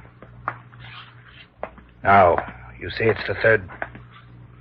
Well, Jimmy, what are you doing up here in the... Good evening, Dr. Metchnikoff. Metchnikoff? You'll have to excuse me, Doctor. I have a serious emergency here in 521. Jimmy, what the tarnation... All right, whoever you are, get in there with him. What? He's got a gun, Dr. Gillespie. You better come on. It's Maxon. Get inside, both of you. Well, apparently there isn't much choice. It's dark in here. I'll get a light on. It's over by the bed. Well, hurry it up and don't try anything. I'll wait here. I got him, boy. Nice going, Wayman. Hey, let me turn the light on. There. Get his gun. I got it. Would somebody mind explaining what this means? Well, for one thing, I think Wayman ought to be given an honorary medical title. What are you talking about? I've been treating a patient for 4 days without improving his chances very much. Wayman takes one swing with a monkey wrench and my patient is out of danger. It's amazing.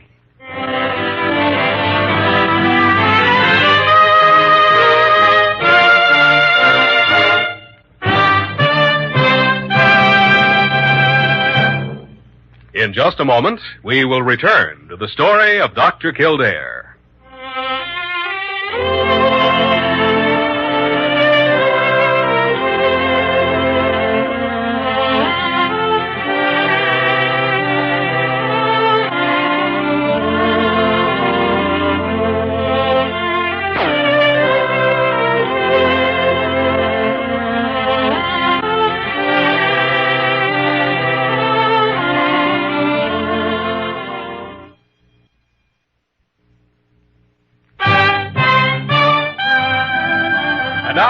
again the story of Dr. Kildare, starring Lou Ayres as Dr. Kildare and Lionel Barrymore as Dr. Gillespie.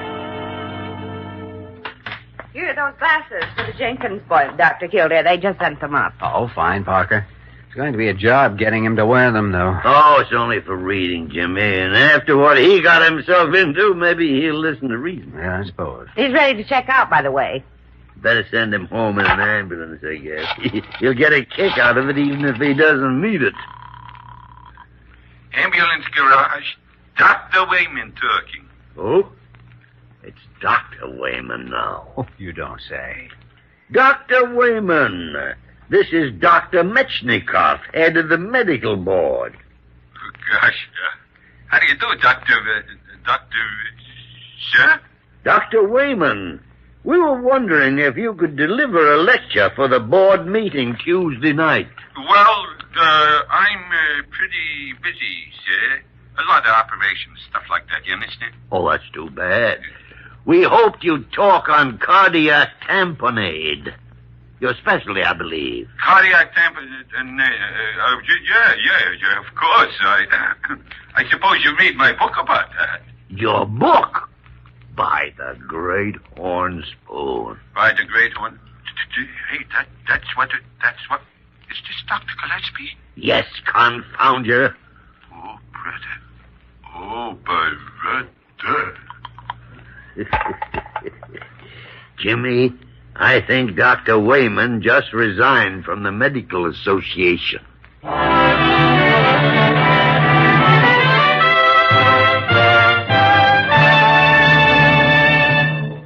You have just heard the story of Dr. Kildare, starring Lou Ayres and Lionel Barrymore. This program was written by Les Crutchfield and directed by William P. Russo. Original music was composed and conducted by Walter Schumann. Supporting cast included Virginia Gregg, Ed Max, Raymond Burr, Whitfield Connor, and Jerry Farber. Dick Joy speaking.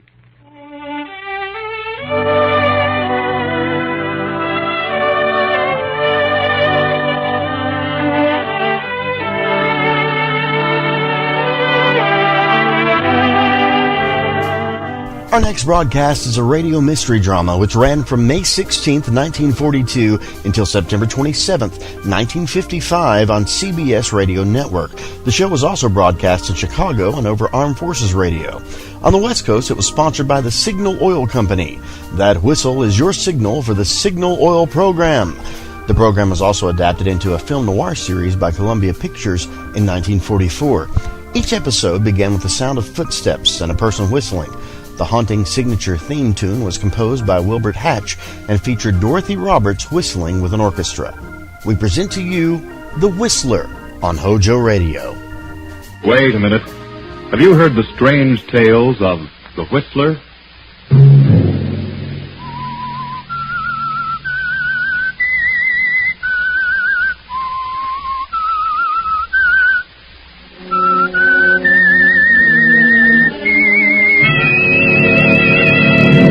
I'm the Whistler. Please don't leave me, Gerald. You mean so much to me, darling. Since you've been here, I've been the happiest woman in the world. You've nothing to fear. Andrew will never find out about us. Never. Sunday night, and again, CBS presents The Whistler. I, the Whistler, know many things, for I walk by night. I know many strange tales, many secrets hidden in the hearts of men and women who have stepped into the shadows. And so I tell you tonight the amazing story of the thief. Catherine Ford sits in the library of the Ford Mansion and ponders over the past. For 12 years now, she has been the wife of Andrew Ford, wealthy manufacturer. Andrew Ford is now retired and spending his time and money collecting gems. He has a daughter, Alice, whose mother died a few years after Alice was born. Alice is a lovely girl, and Catherine wonders what her own child might have been like at the age of 20. Catherine had a child 20 years ago, a child she hasn't seen for 19 years. She never told Alice. Hello? Mrs. Ford? Yes? I'd like to have a talk with you, Mrs. Ford. What about? I have some information that might interest you. Information? My name is Harry Jones. If you want to see me, come here to my home. Well, I could, but I'd rather you come to my place. My address is 217 East 20th Street, apartment 110. What's this about? I'll tell you when you get here. I have some good news for you. I'll not come till I know what your business is. Oh, this is no kidnapping trick. I've really got some news for you, interesting news. What about? About George Watson. George? Very well. I'll come right now. The address again?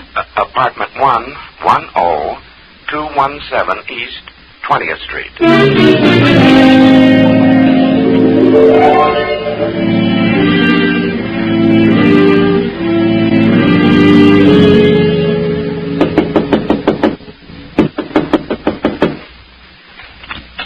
Oh, hello, Mrs. Ford. Come in. Well, what do you want, Mr. Jones? Recognize me, Mrs. Ford? Well, your face is certainly familiar, but I... Well, don't I look a little like George Watson? Yes, you do. You do resemble George Watson. Well, I ought to. I'm his brother Harry. What? His brother? Yes.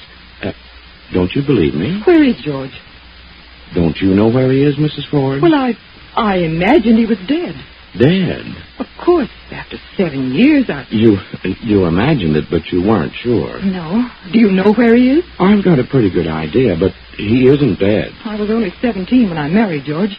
I didn't know he was a safecracker till after the baby was born, and he took the baby and disappeared. Then I learned he'd killed an officer in a robbery in Kansas City. I tried to locate him, but he'd gotten away. Yes, well, Mrs. Ford, this doesn't really concern George. What about the baby? What do you know of him? You're married again, aren't you? To a millionaire? Yes, I've been married 12 years. Oh, by the way, did you ever get a divorce from George? No, I hadn't heard of him, and after 7 years, a man is supposed to be dead. Did you get a court decision on that? No. I didn't know it was necessary. Oh, I'm sure it is necessary. Unless you got a court decision, you're still married to George. You'd better look into the matter. How long since you've seen George? Well, it's been a long time. But I'm sure he's alive. After he left you, he came to my place with the baby. He stayed with us for a while, and then he pulled this bank job and had to disappear. I heard from him a few times, but I haven't seen him. Where's my son? About a year ago, I found out who you were. Now, well, things have been kind of tough for me lately, so I thought I'd get in touch with you and see if you couldn't do something for me. I've not been able to work for some time. I had an accident over a year ago. Where is my son? Oh, he's here, Mrs. Ford. Oh, may I see him? Oh, yes. That's why I asked you to come here. Do you call him Gerald? Yes, call him Jerry for short. Oh, he knows I'm his uncle. I've told him that his father is dead and that someday I'll find his mother, but now I've spent considerable money on Jerry, and, well, now that I've found you, I thought you might like to take him over and sort of reimburse me a bit. Oh, of course, I'd be glad to. How much do you want? Well, George sent us very little, so I'd say 18 years at $400 a year would be into $7,200. Would that be all right? $7,200? Well, I don't think I could get that sum all in a lump. I could certainly use it. I'm way in debt, doctors and so forth. But I could pay you as time goes on. All right. By the way, does your husband know about your marriage and your son? No, I've never told him. I can give you $1,000 now. Oh, all right. Of course, I'll expect you to take him off my hands now. I've told him all about this. I understand. But if I do take him to my place, how will I explain to my husband? Oh, I've got that all figured out, and I've told Jerry about it. He understands. You tell your husband that your nephew is arriving in town, and he's going to live with you, and later on you can make your own plans. Very well. Oh, may I use this pen? I'll write a check. Yes. You should be grateful for this. You can give your son the things that he deserves. Very well. He'll be my nephew, George Watson. I'll pick him up here tomorrow. But first, I must see him. Oh, certainly. Jerry, come in here. Yes, Uncle Harry? Come in, son. Come in. Jerry, this is your mother. Yes, I know. I knew you were coming, Mother. Oh, Gerald, darling. Why, Uncle Harry, she's beautiful. Are you sure? Oh, yes, son, I'm sure she's your mother. And her name is Catherine. Looks just like George, doesn't he? Oh, yes, just like... Oh, Gerald. Gerald, my darling. I just can't believe it. You're so lovely. You're not at all like I imagined. I thought that... Oh, darling, this is the happiest moment of my life. You don't know what it means, Gerald. For 19 long years. No. I understand, Mother. Oh, I'm sorry, darling. Well, now what do we do? You understand my situation, Gerald. Yeah, I'm sort of a ghost out of the past. So I guess I'll have to be your cousin or your nephew or something. Then tomorrow I'll pick you up bag and baggage and take you to my place. You're my nephew from, well, let's say Kansas City. Well, that's good. Kansas City. Oh, and darling, I'll try to make up for all those long years. I'll try so hard. I'll call for you at 3 and we'll get some new clothes and everything. Oh, thanks. I could sure use some. Oh, it's late. I must run along now. Could I see you a moment outside, Harry? Oh, I'll leave. Good night, Mother. Good night, darling. Here's your check for 1,000. I'll give you more as soon as I can. Oh, believe me, I'm so grateful. He's a lovely boy. 20 years. Doesn't seem possible. No. I'll see you now and again, Mrs. Ford. I'll expect a little as often as possible. Oh, yes, of course. I'll do my best. Yes, you wouldn't want your husband to know. Why do you keep saying that? I don't like that. It sounds almost like blackmail. Oh, Mrs. Ford. Well, I'm sorry. I didn't mean it that way. Good night. I'll see you tomorrow.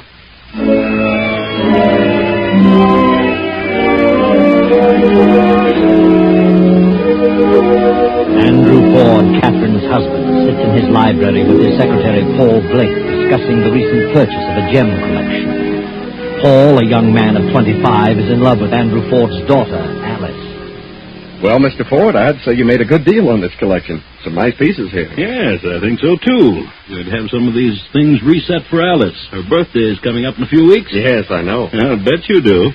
I'd like to give this bracelet to Catherine, but she won't wear a speck of jewelry. It's strange, isn't it? Most women can't have enough, and they're always wanting more. Catherine is certainly different in that respect. Well, maybe someday I'll come across something she'll like. Well, better put these in the safe, Paul. Yes, sir. Oh, by the way, this is the first of the month. Did you have the combination of the safe changed? No, they phoned that they'd have to postpone it for a few days, and maybe it wouldn't get around till next month. Oh, what's the reason for that? Short of help, they said. Well, I suppose it'll have to be all right. It was changed just 30 days ago, and you and I are the only ones who have it. Yes, and I'd suggest, if I may, that you keep your copy of the numbers on your person. Oh, what do you mean? Do you know where your copy is? Why, yes, of course. Now, what did I do with that? Here it is. I found it in the corner of the desk blotter. It's obviously a combination. Anyone would know that. Well, that is stupid of me. Why don't you memorize it and destroy it? Oh, I've tried, but we change them so often I get all mixed up. I'll try to hang on to it. There are too many servants about, and too many new ones coming and going. That's true. Well, I'll just be more careful in the future.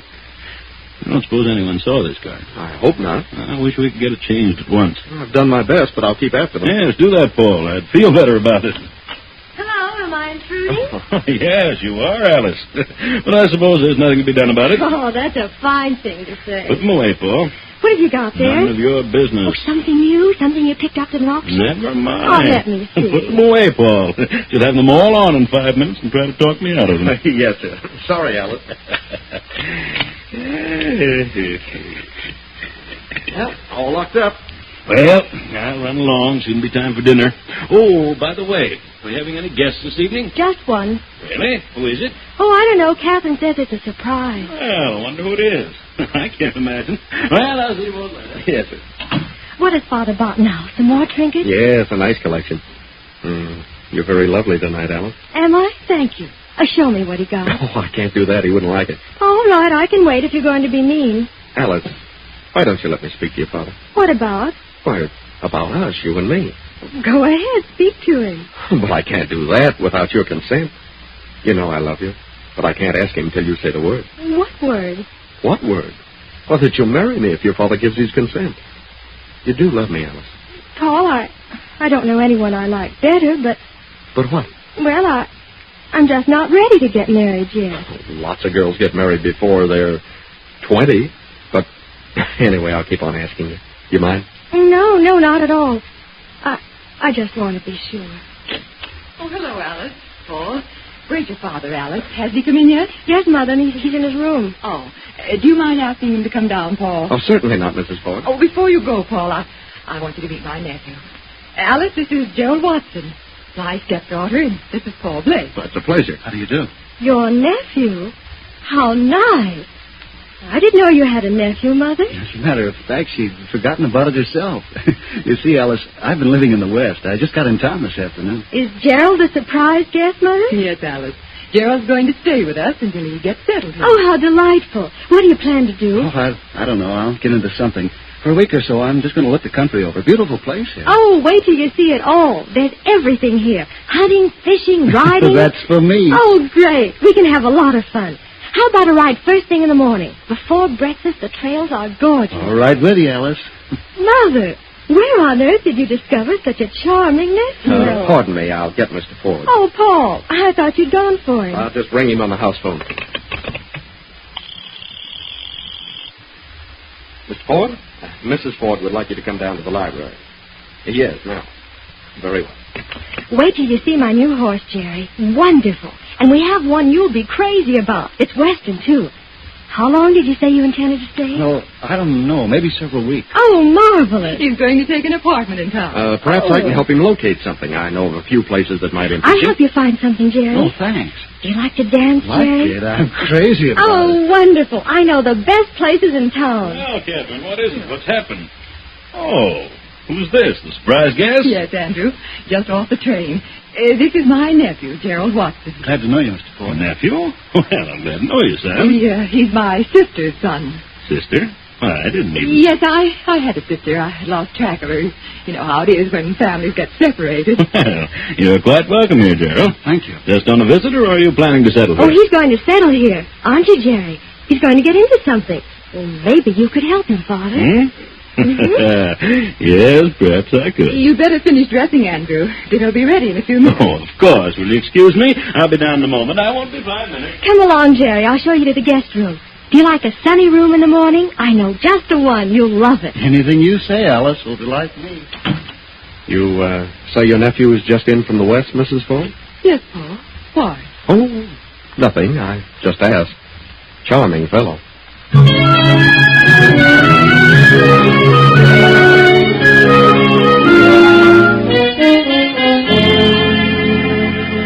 2 days pass, 3, 4, then 2 weeks go by.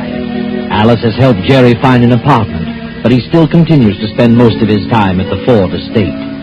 Now, toward the end of the 3rd week.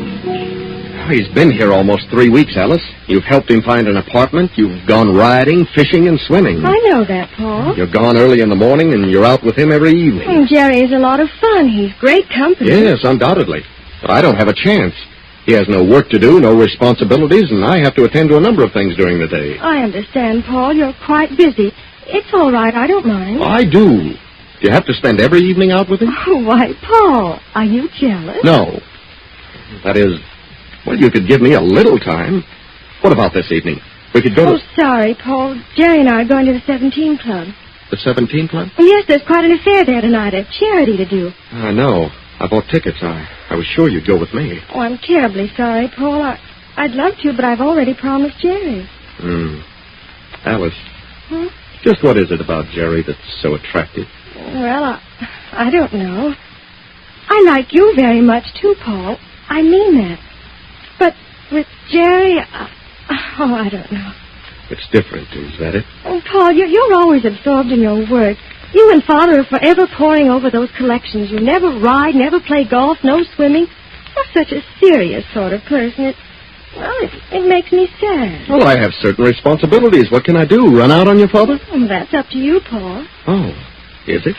I can take my choice, huh? Yes, Paul. You know, you're an awful stick in the mud. Very well, Alice. I'll take my choice. But I thought I meant more to you than this. You understand my position. There's nothing I can do about it. I'm sorry I brought the matter up. Good night. Good night, Paul. I hope you have a pleasant evening.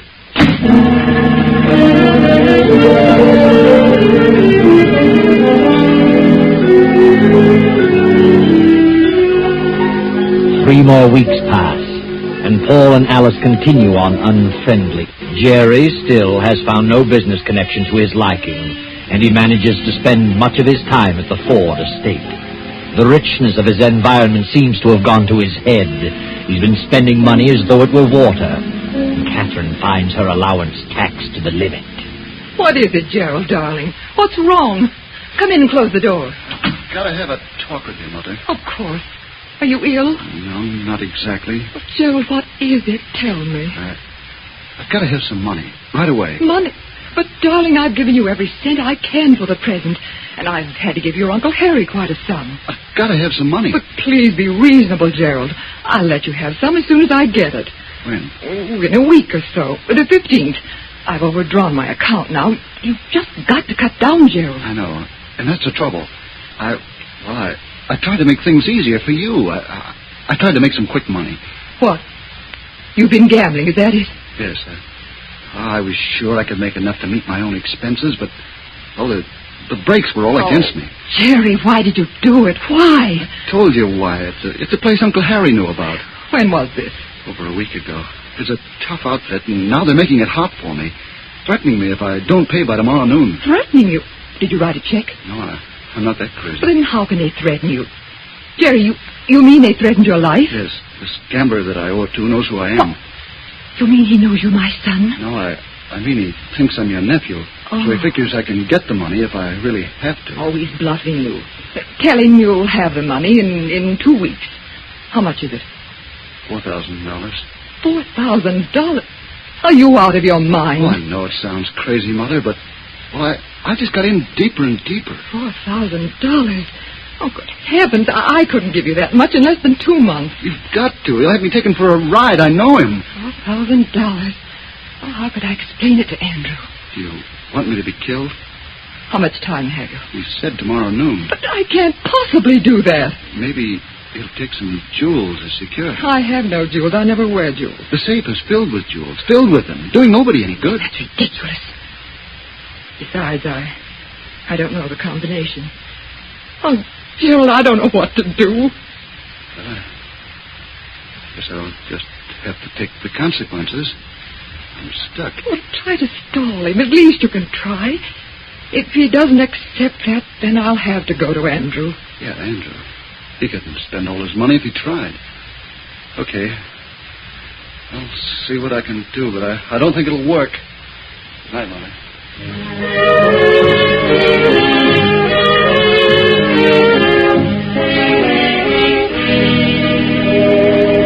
The next day, Andrew Ford steps to the safe, and after a few twists of the dial, the door swings open. He takes a long velvet-covered case from the safe and places it on the desk, opens the lid. Great Scott. Bracelet, emerald ring. Paul, come here. What is it, Mr. Ford? What's wrong? Look in that case. The diamond bracelet is gone. Yes, and the emerald. And several other smaller pieces. Well, how do you like that? 5 pieces gone. Is the combination set? Of course. Can't understand this. Well, why do you suppose the other pieces were left? I wonder. Well, only you and I know the combination. That's right, Paul. And you certainly wouldn't steal your own jewels. No. Well, that sort of puts me in a very embarrassing position. Unless... Unless what? The card you left on your desk bearing the numbers. Do you suppose, well, that someone in the household did see that? You mean Alice or Catherine? Why, that's ridiculous. Jerry wouldn't know because I found the card before he came here. Of course, one of the servants might have recognized the numbers as being a combination. Perhaps that's it. Well, it certainly wasn't forced. There's not a scratch on the door. Then someone knew the combination or was experienced in juggling tumblers by sound. I'd better call the police. No, not just yet. But I want this cleared up. I didn't take them, and since I'm the only other person who was supposed to have the combination, I'm in a tough spot.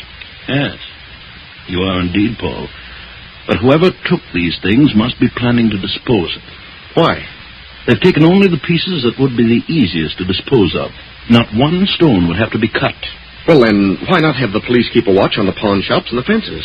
Oh, all right. You attend to it. I don't suspect you, Paul, but the police will. And for the sake of your future, this will have to be cleared up. I understand that. I'll give a description to the robbery detail at once. In the meantime, I'll check all doors and windows to see if there's any evidence of the thief having forced an entrance. No. Don't phone, Paul. There are too many extensions on this line. Oh, very well. I'll be back as soon as possible.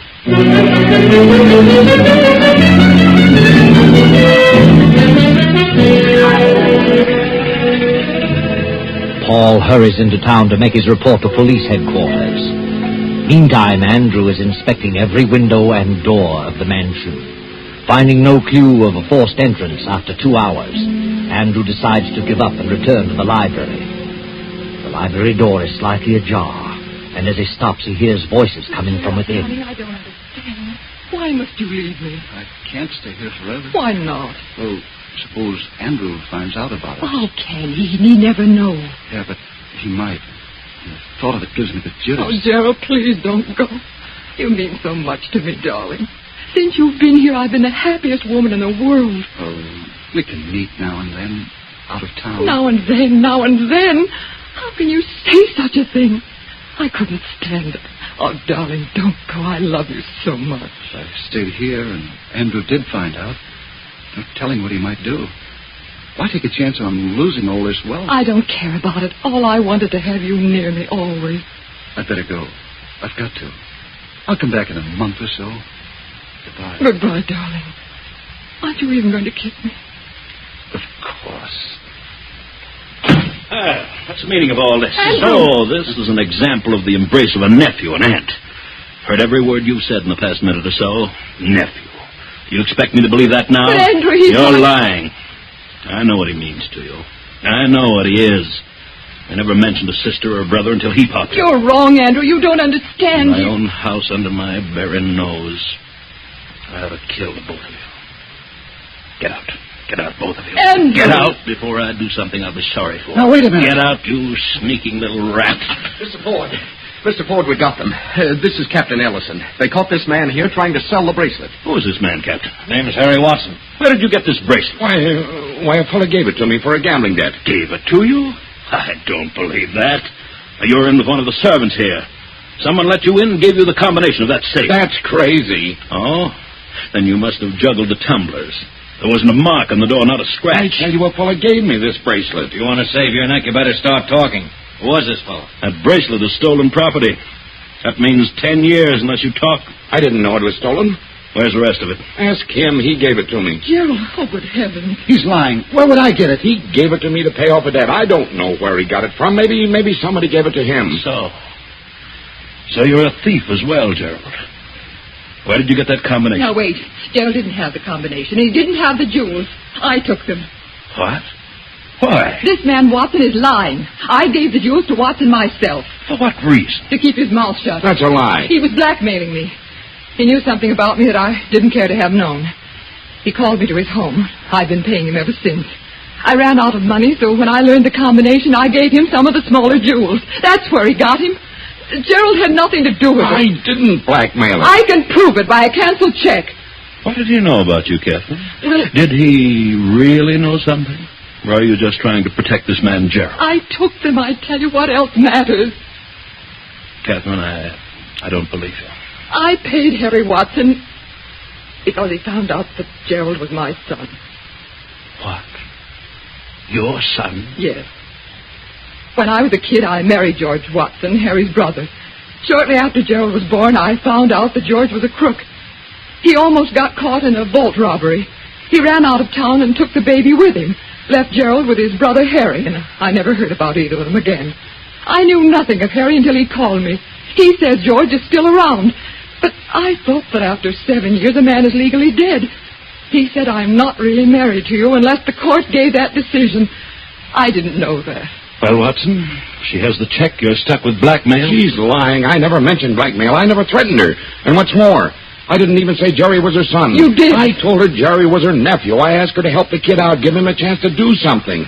I've never done much for him, and I was too old to do much now. Why, you said you raised him. I was even paying you for that. I did raise him, but I didn't say that he was your son because he isn't. He's my son. I can prove it. Your son died a year after George left him with us. I can prove that. You're just trying to railroad me. You took those jewels and gave them to Jerry. Wait a minute.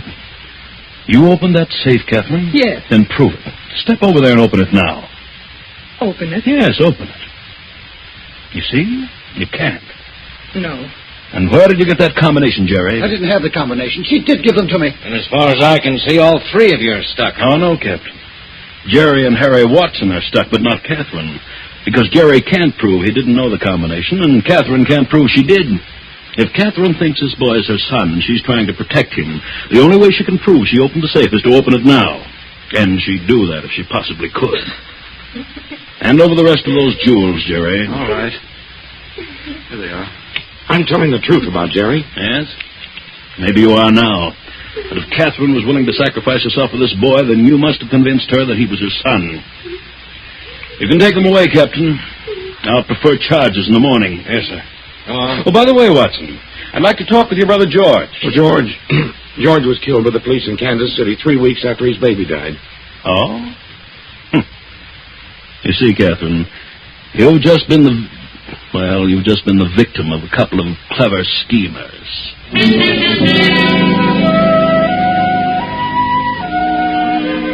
Yes, but you're still wondering, aren't you, Catherine? You're wondering if Gerald really is your son. Wondering if Harry wasn't lying just now to save himself from charges of blackmail. But don't worry anymore. Harry is telling the truth. Jerry isn't your son. Your son and his father were both dead many long years ago. But there's one thing you'd all like to know. How did Jerry get that combination? Well, Jerry had an eye on that safe, and he worked with it several times. Now, Paul knew this, and deliberately left it unlocked one night, knowing that Jerry would keep trying to open it. And he did. Then Paul put the police on Jerry's trail, and they followed through till Harry Watson tried to peddle the bracelet. Paul didn't do a thing, just forgot to lock the safe. Very simple.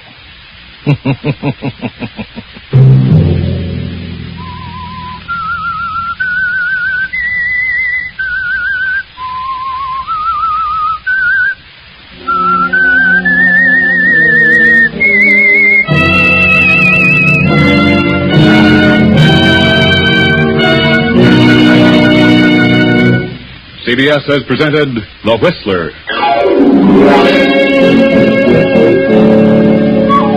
Original music for this production was composed and conducted by Wilbur Hatch. The Whistler is written and directed by J. Donald Wilson and originates from Columbia Square in Hollywood. Next Sunday night at 8:30. I, the Whistler, will return to tell you another unusual tale. Good night. This is the Columbia Broadcasting System.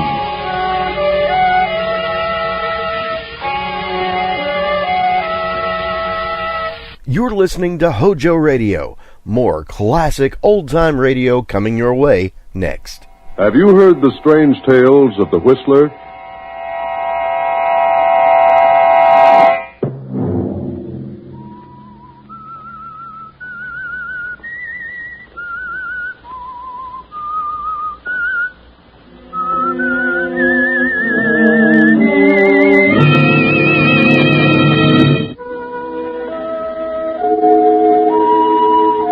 I, the Whistler, know many things, for I walk by night. I know many strange tales, many secrets hidden in the hearts of men and women who have stepped into the shadows. And so I tell you tonight the amazing story of mind over matter. Do you believe there is such a thing as sixth sense, that mind reading is possible? Many people believe that nothing enters the mind except by way of the five senses, but I know better. I know there is such a thing as telepathy. Else how would I know the things that I know? Yes, and Herbert Randall knows too. He believes because he's a student of parapsychology. Herbert is highly attuned to extrasensory perception. He believes that a person can learn things without the use of the five physical senses. At the moment Herbert Randall, a textbook in his lap, is apparently dozing. His young wife, Andrea, reads a magazine in the opposite corner of the room. Herbert is mumbling to himself. Yes. Yes, I understand. I see you. I hear you. My unfinished manuscript, you must find it. I am Thomas Banning. You must get the manuscript. I am Thomas Banning. My manuscript. The title is Mind Over Matter. You must come to me. You must come. Herbert. Thomas Banning. I see you. I'll find it. How come? Herbert. Huh? What are you mumbling about? Oh, Andrea. You've been dreaming, mumbling to yourself. I haven't been asleep. I've been wide awake. I saw him. I heard him. You were dreaming. Oh, not for an instant. Thomas Banning, manuscript. That's what you've been mumbling. Who's Thomas Banning? Oh, he was a writer of books on psychic phenomena. I've never met him, never seen him until tonight. In a dream? No, it wasn't a dream. I wasn't asleep. And the message was too clear. Thomas Banning is trying to reach me. And he did. Still in the dream? Oh, dream or not, it was real. I'd never met the man, never seen him. How could I dream about someone I'd never seen? I've got to locate Thomas Banning.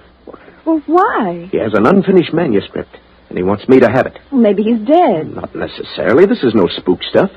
This is a case of a living mind trying to contact me. Oh, but why you, Herbert? You said you don't even know him. That doesn't matter. He must know of me. Thomas Banning.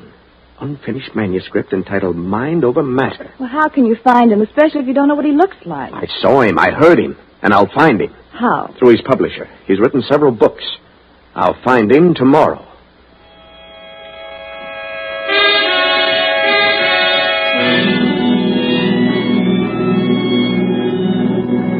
So Herbert learns the name of the publisher of Thomas Banning's books, learns Banning's address in the country, and with Andrea drives to the place. As they near the estate, they stop at a gas station for further directions.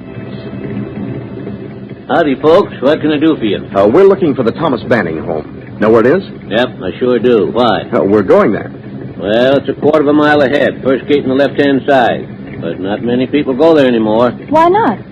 Well, miss, since the day Thomas Manning's brother disappeared, there's been strange things going on there. Oh, what strange things? Noises, weird howls and screams. People kind of think the place is haunted with William Banning's ghost. William was Thomas's brother. Oh, is William dead? Oh, nobody knows what happens to William. Just blew in from South America and a few months later disappeared. Have you heard the screams? Yeah, and what's more, I don't want even to talk about it. So long, folks. First gate on the left. Well, this really begins to sound interesting.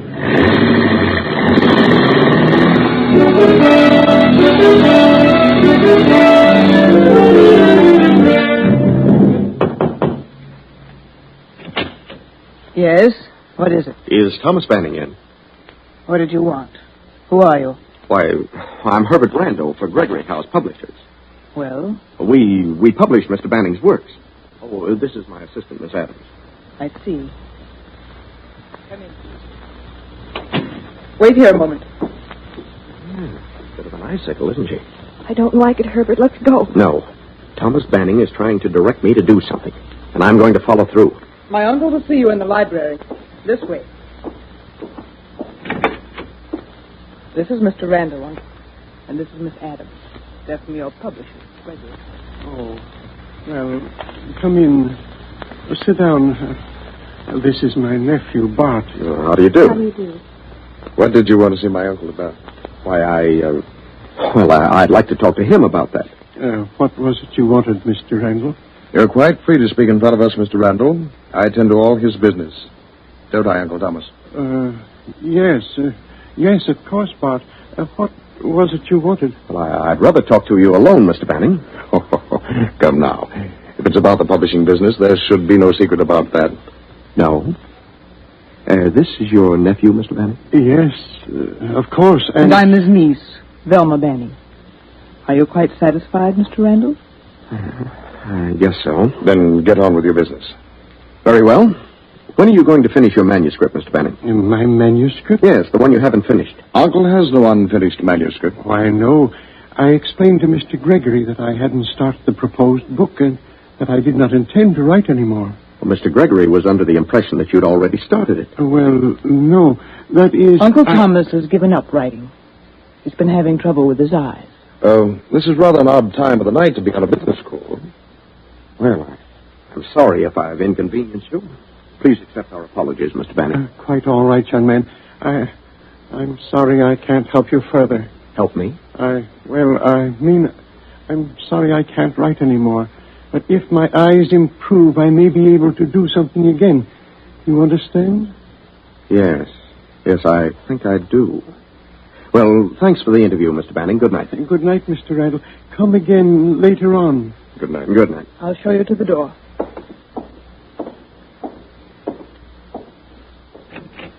Good night. Well, what do you think of that, Andrea? It's Banning, exactly as I saw him in the vision. I still don't like it. Did you get the meaning of the situation? No. What do you mean, Herbert? Oh, I sensed it the second I walked into the room. You would. What was it? Thomas Banning was lying about that manuscript. Did you notice when those two butted in and led the conversation? He's afraid of them. They've got him cornered for some reason. He was afraid to speak the truth. Say, look. Yes. What is that, a grave? It certainly looks like a grave. Herbert, it is a grave. And freshly dug. A small one, but just about right for Thomas Banning. Oh, Herbert, what do you mean? And look over there. Another one, but filled in. You can tell by the way the grass is sunken. Come on, let's get out of here. There's certainly something strange going on here. Herbert! Now, take it easy. They're killing him. We've got to stop them. No, wait. There's nothing we can do at the moment. We wouldn't have a chance. Come on, let's get back. Herbert, what is it? What's wrong? There it is again. And I'm wide awake. I heard it again. Oh, I didn't hear a thing. The manuscript. You've got to get the manuscript. He reached me again. Oh, please, Herbert, please, let's go. Yes, Andrea. We'll go now.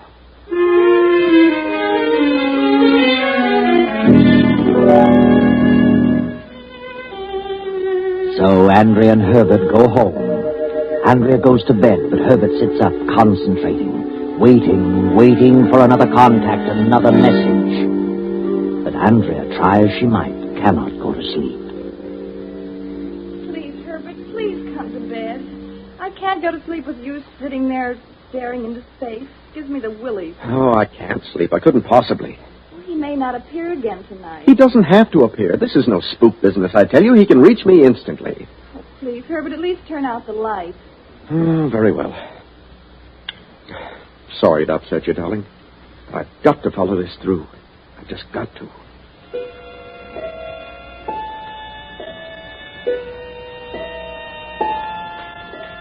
Thomas Banning. Thomas Banning. Thomas Banning. Find the manuscript. Mind over matter. Get the manuscript. You must get the manuscript. You must.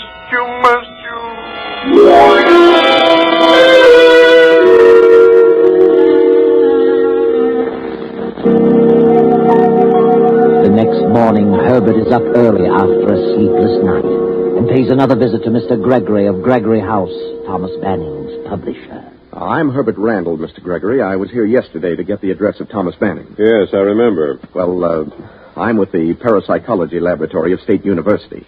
We were interested in knowing if Thomas Banning is planning another book.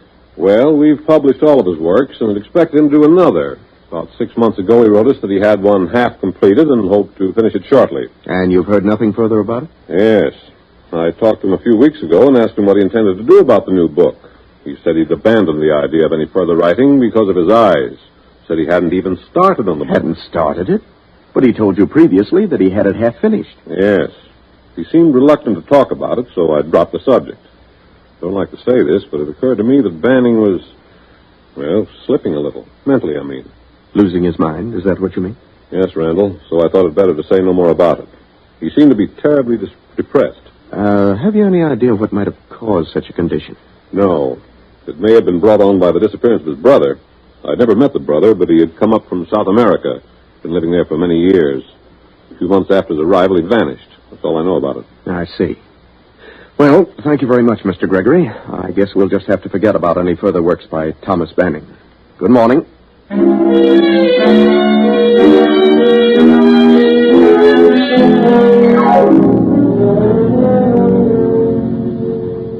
Mr. Hellman, I understand you're Thomas Banning's banker. I am? What about it? Well, Randall's my name. I'm a psychologist.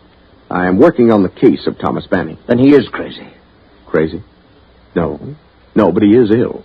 Suffering from a severe emotional disturbance. Oh, I see. What made you jump to the conclusion that he was crazy? Well, I don't know. You're a psychologist. Well, what had he done, Mr. Hellman? That seems so strange. Well, he came in here in a terrible hurry one day and drew out all his money. Turned all his assets into cash, except the country place, walked out. He acted very nervous, very queerly. I knew something was wrong with him. I figured he was losing his mind. Mm-hmm.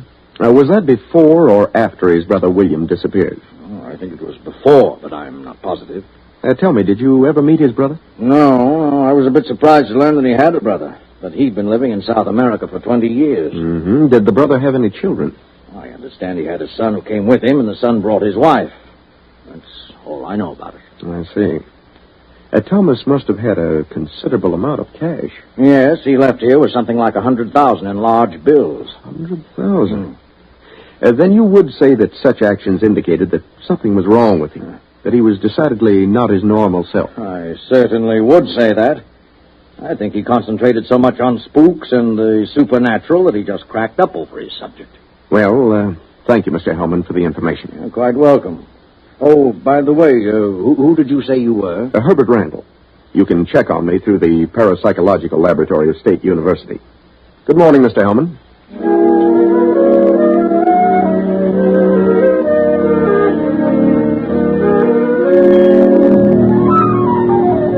That evening, Herbert and Andrea drive once more to the Banning estate. They arrive, turn in at the gate, and as they drive up the lane...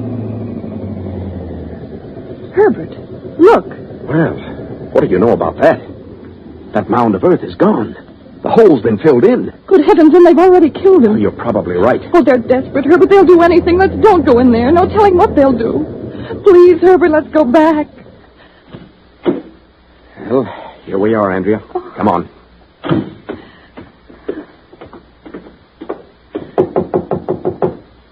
I don't remember seeing any servants here last time. Oh, they probably don't want anybody around. Not even us. Yes?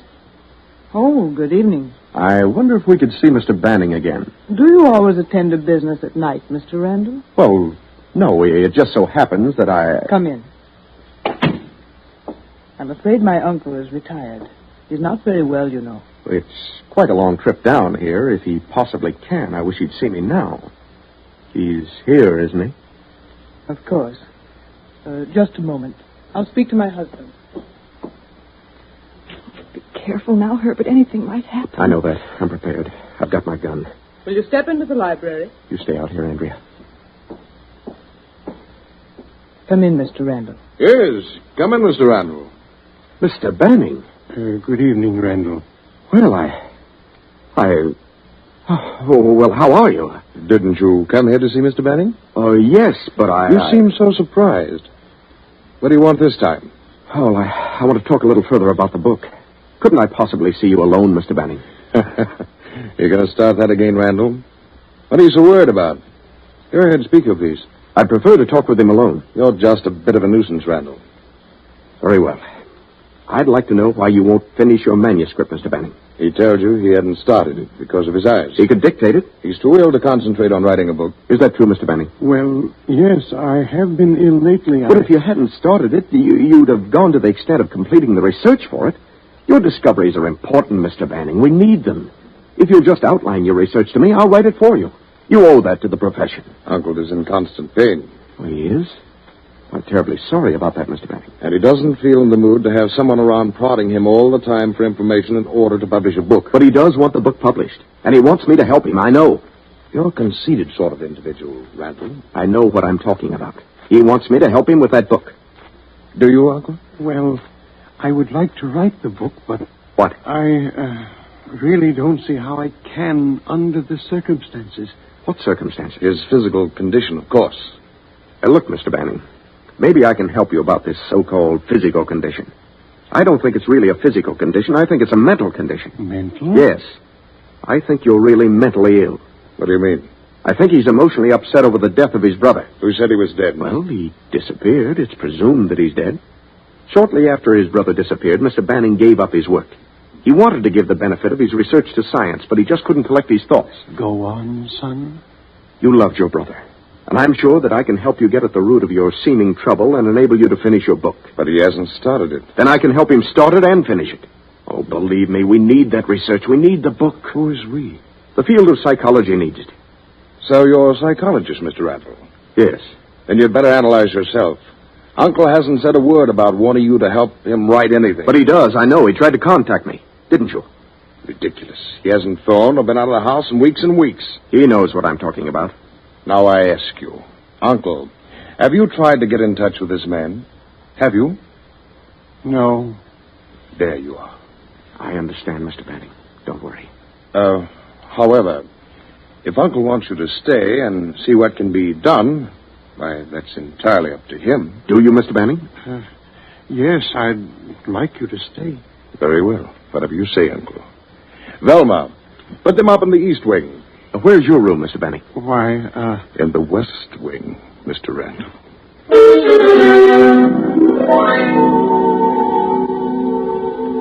The hours of the evening pass. Herbert and Andrea sit in their room in the Banning house waiting. Still waiting for another message. Another contact Herbert is confident will come now clearer than ever. Then you think that he hid the money on the estate and they're trying to force him to tell where it is? Yes. When I drove up the driveway tonight and saw that hole filled in, I felt sure they'd killed him. But they wouldn't do that until he told them where the money was. Since the hole was filled in, it stands to reason that they've only been digging in an effort to find it. But what happened to the brother? Why would the nephew do away with his own father? Well, maybe he didn't. Maybe Thomas Banning had something to do with that. An argument over the money. You mean Thomas killed his brother because the brother was trying to get the money? Oh, it's possible. Anything is possible. And if the brother was as nasty as the nephew, I wouldn't blame Thomas Banning. But the climax will come tonight. The nephew and his wife are suspicious of us. They know they'll have to work fast. Oh, what a situation. Please go to bed, Andrea. Let me concentrate on this thing, and I'm sure I'll have the answer before morning. Very well, Herbert. Good night, dear.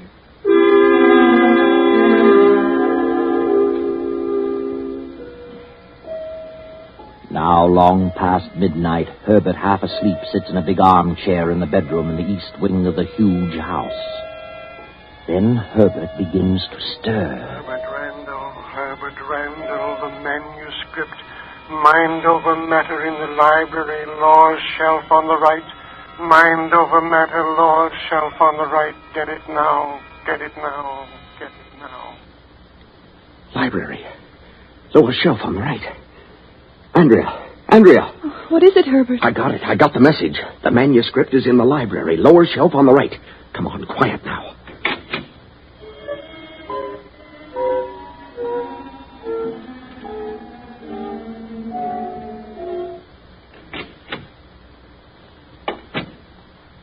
Turn on the lights, Andrea. Lower shelf on the right. Here we are. Oh, I hope they can't see the light from the other wing. Please hurry. I'm frightened to death of all this. I wish we hadn't come here. Here it is. Look, here it is. Mind over matter. He did start it. And it's unfinished.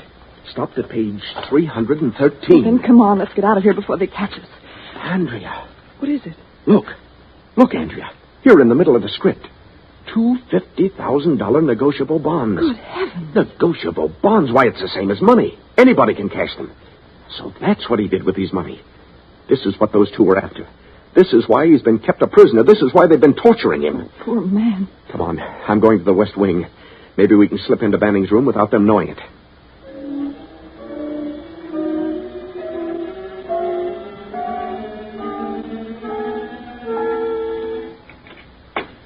It's unlocked. You stay here in the doorway and keep a lookout. All right, but hurry. What is it? Quiet, Mr. Banning. I've got to talk to you. What is it, Randall? I finally got the message. It was as clear as could be, and I found it. I found the manuscript. You found it? Yes, in the library, just as you said. Then you'd best take it and leave here quickly as you can. It isn't safe for you here. But I can't leave, not just yet. You must leave. Take the manuscript and go. But it isn't finished. You can finish it. You must. Please go before it's too late. But I can't finish it without the research material for the rest of the book. There isn't time for that. You have the manuscript. Please go at once. No. I know what's going on here, Mr. Banning, and I refuse to leave. I know what those two, your nephew and your niece, are doing. They're keeping you a prisoner, torturing you to make you tell what you did with the money. Don't stay here another minute, Randall. I'll go, but I insist that you go with me. The manuscript is the important thing. You have it, so get away from here as fast as you can. Not without you. Now, come on. I can't. I can't leave. Why not? What's to stop you? I can't walk. Can't walk? What do you mean? I can't move. They've been injecting something in my back. It paralyzes from the waist down. What? Then I'll carry you out of the place. Please go. They might hear you. I'll have the police here in a matter of minutes. Hello. Dead as a doornail. You've seen to everything. Now, do you believe me? You haven't a chance against such desperate people. You have the manuscript. That's the important thing. Get it safely away from here and then do whatever you like about them. All right. I'll get out now with the manuscript. But I'll be back with the police in half an hour, sooner if possible. Yes, but please, hurry, Randall. Come on, Andrea. Back to our room. Get our clothes.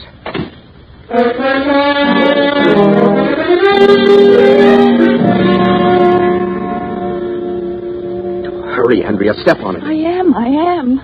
Oh, dear, I wish that phone was working. Say, maybe this one is. Maybe just that one extension was pulled off. Does it work? No, it's dead, too. They're all dead. Oh. Come on, Andrea. Let's go. Yes, I'm ready. Oh. There it is again. Did you hear that? Oh, heavens, yes. They must be wise to us. Probably heard us, and they're going to give him the works this time. It's their last chance. Oh, I can't stand it, Herbert. It's horrible. I'm not going to let them torture that old man any longer. I'm going back to his room. Oh, then I'm going with you. Come on.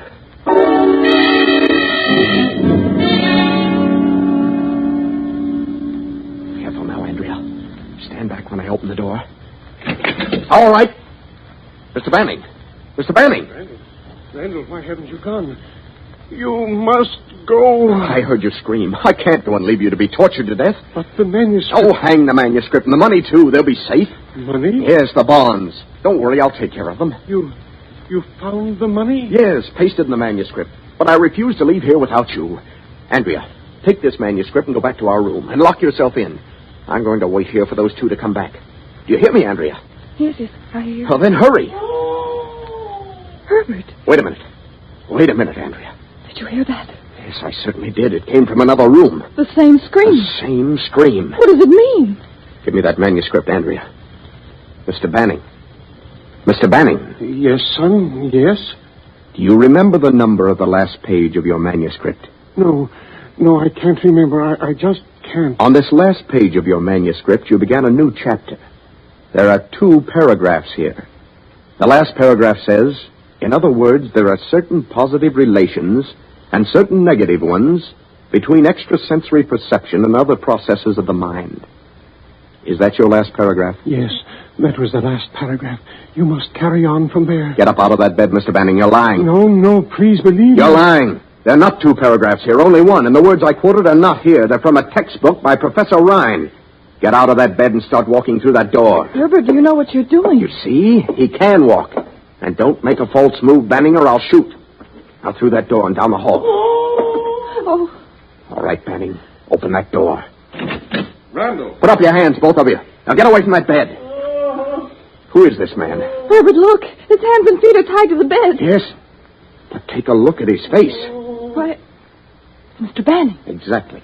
A little thin, but it is Mr. Banning. Untie him and be quick about it. Mr. Banning, can you hear me? Yes. You're Herbert Randall. Thank God you got my message. I knew I could get through to you. I knew, and you got the manuscript. Yes, I had a fear. I only got to page 313, one paragraph ending. Therefore, I am positive that thoughts can be transferred from one mind to another, regardless of distance. Right, word for word. You have the manuscript and the money, the 2 bonds? Yes. What do you want me to do with the bonds? As you see fit, my boy. Then this man is your brother William? Yes. Don't talk anymore. I'll add the rest. These 2 are not his nephew and his niece. They're his son and his daughter-in-law. They came from South America. They knew you had money and decided to get it. You suspected it, withdrew your money, turned it into bonds, and hid it, knowing that even if they did go to the extent of killing you, they'd have nothing but this house. When they learned that you'd withdrawn your money, they held you prisoner to force you to tell what you did with it, where you hid it. That's why they dug holes all over the estate. You're absolutely crazy, Randall. You had me all fooled for a while. I thought your father, William, was dead. I figured you 2 were holding Thomas a prisoner. And you were. But all the while, William was posing as Thomas. And he got away with it because Thomas and William were twins. Twin brothers. What of it? We're still his heirs. The money still goes to us. We'll let the state decide that. Don't worry, Mr. Banning. Everything will be... Mr. Banning.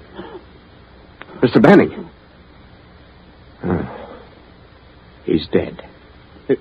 Dead? But we didn't kill him. The state can decide that, too. This is a wonderful testimonial for parapsychology, gentlemen.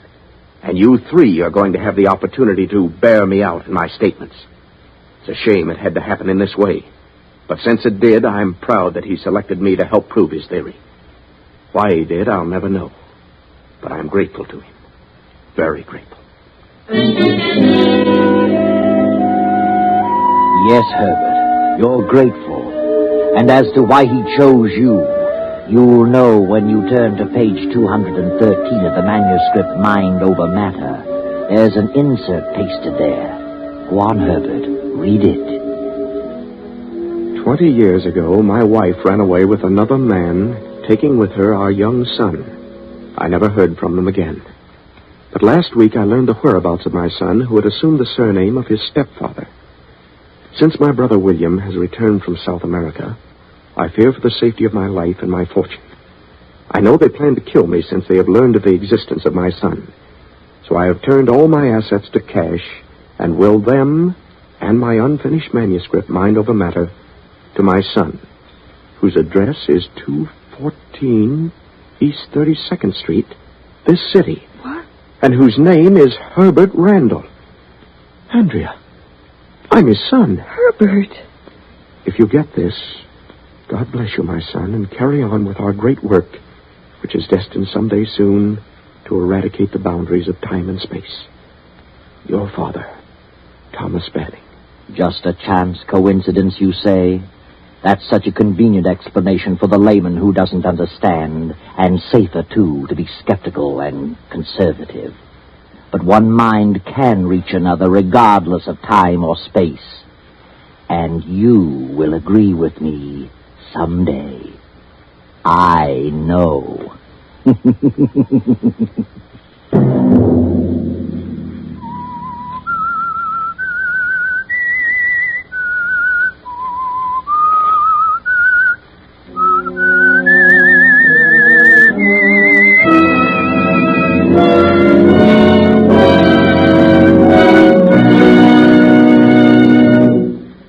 CBS has presented The Whistler.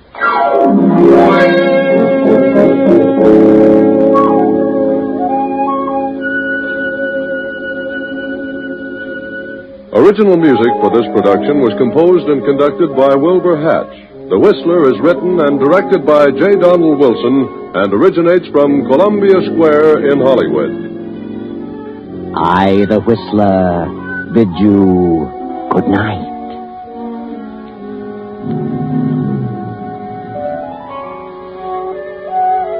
This is the Columbia Broadcasting System.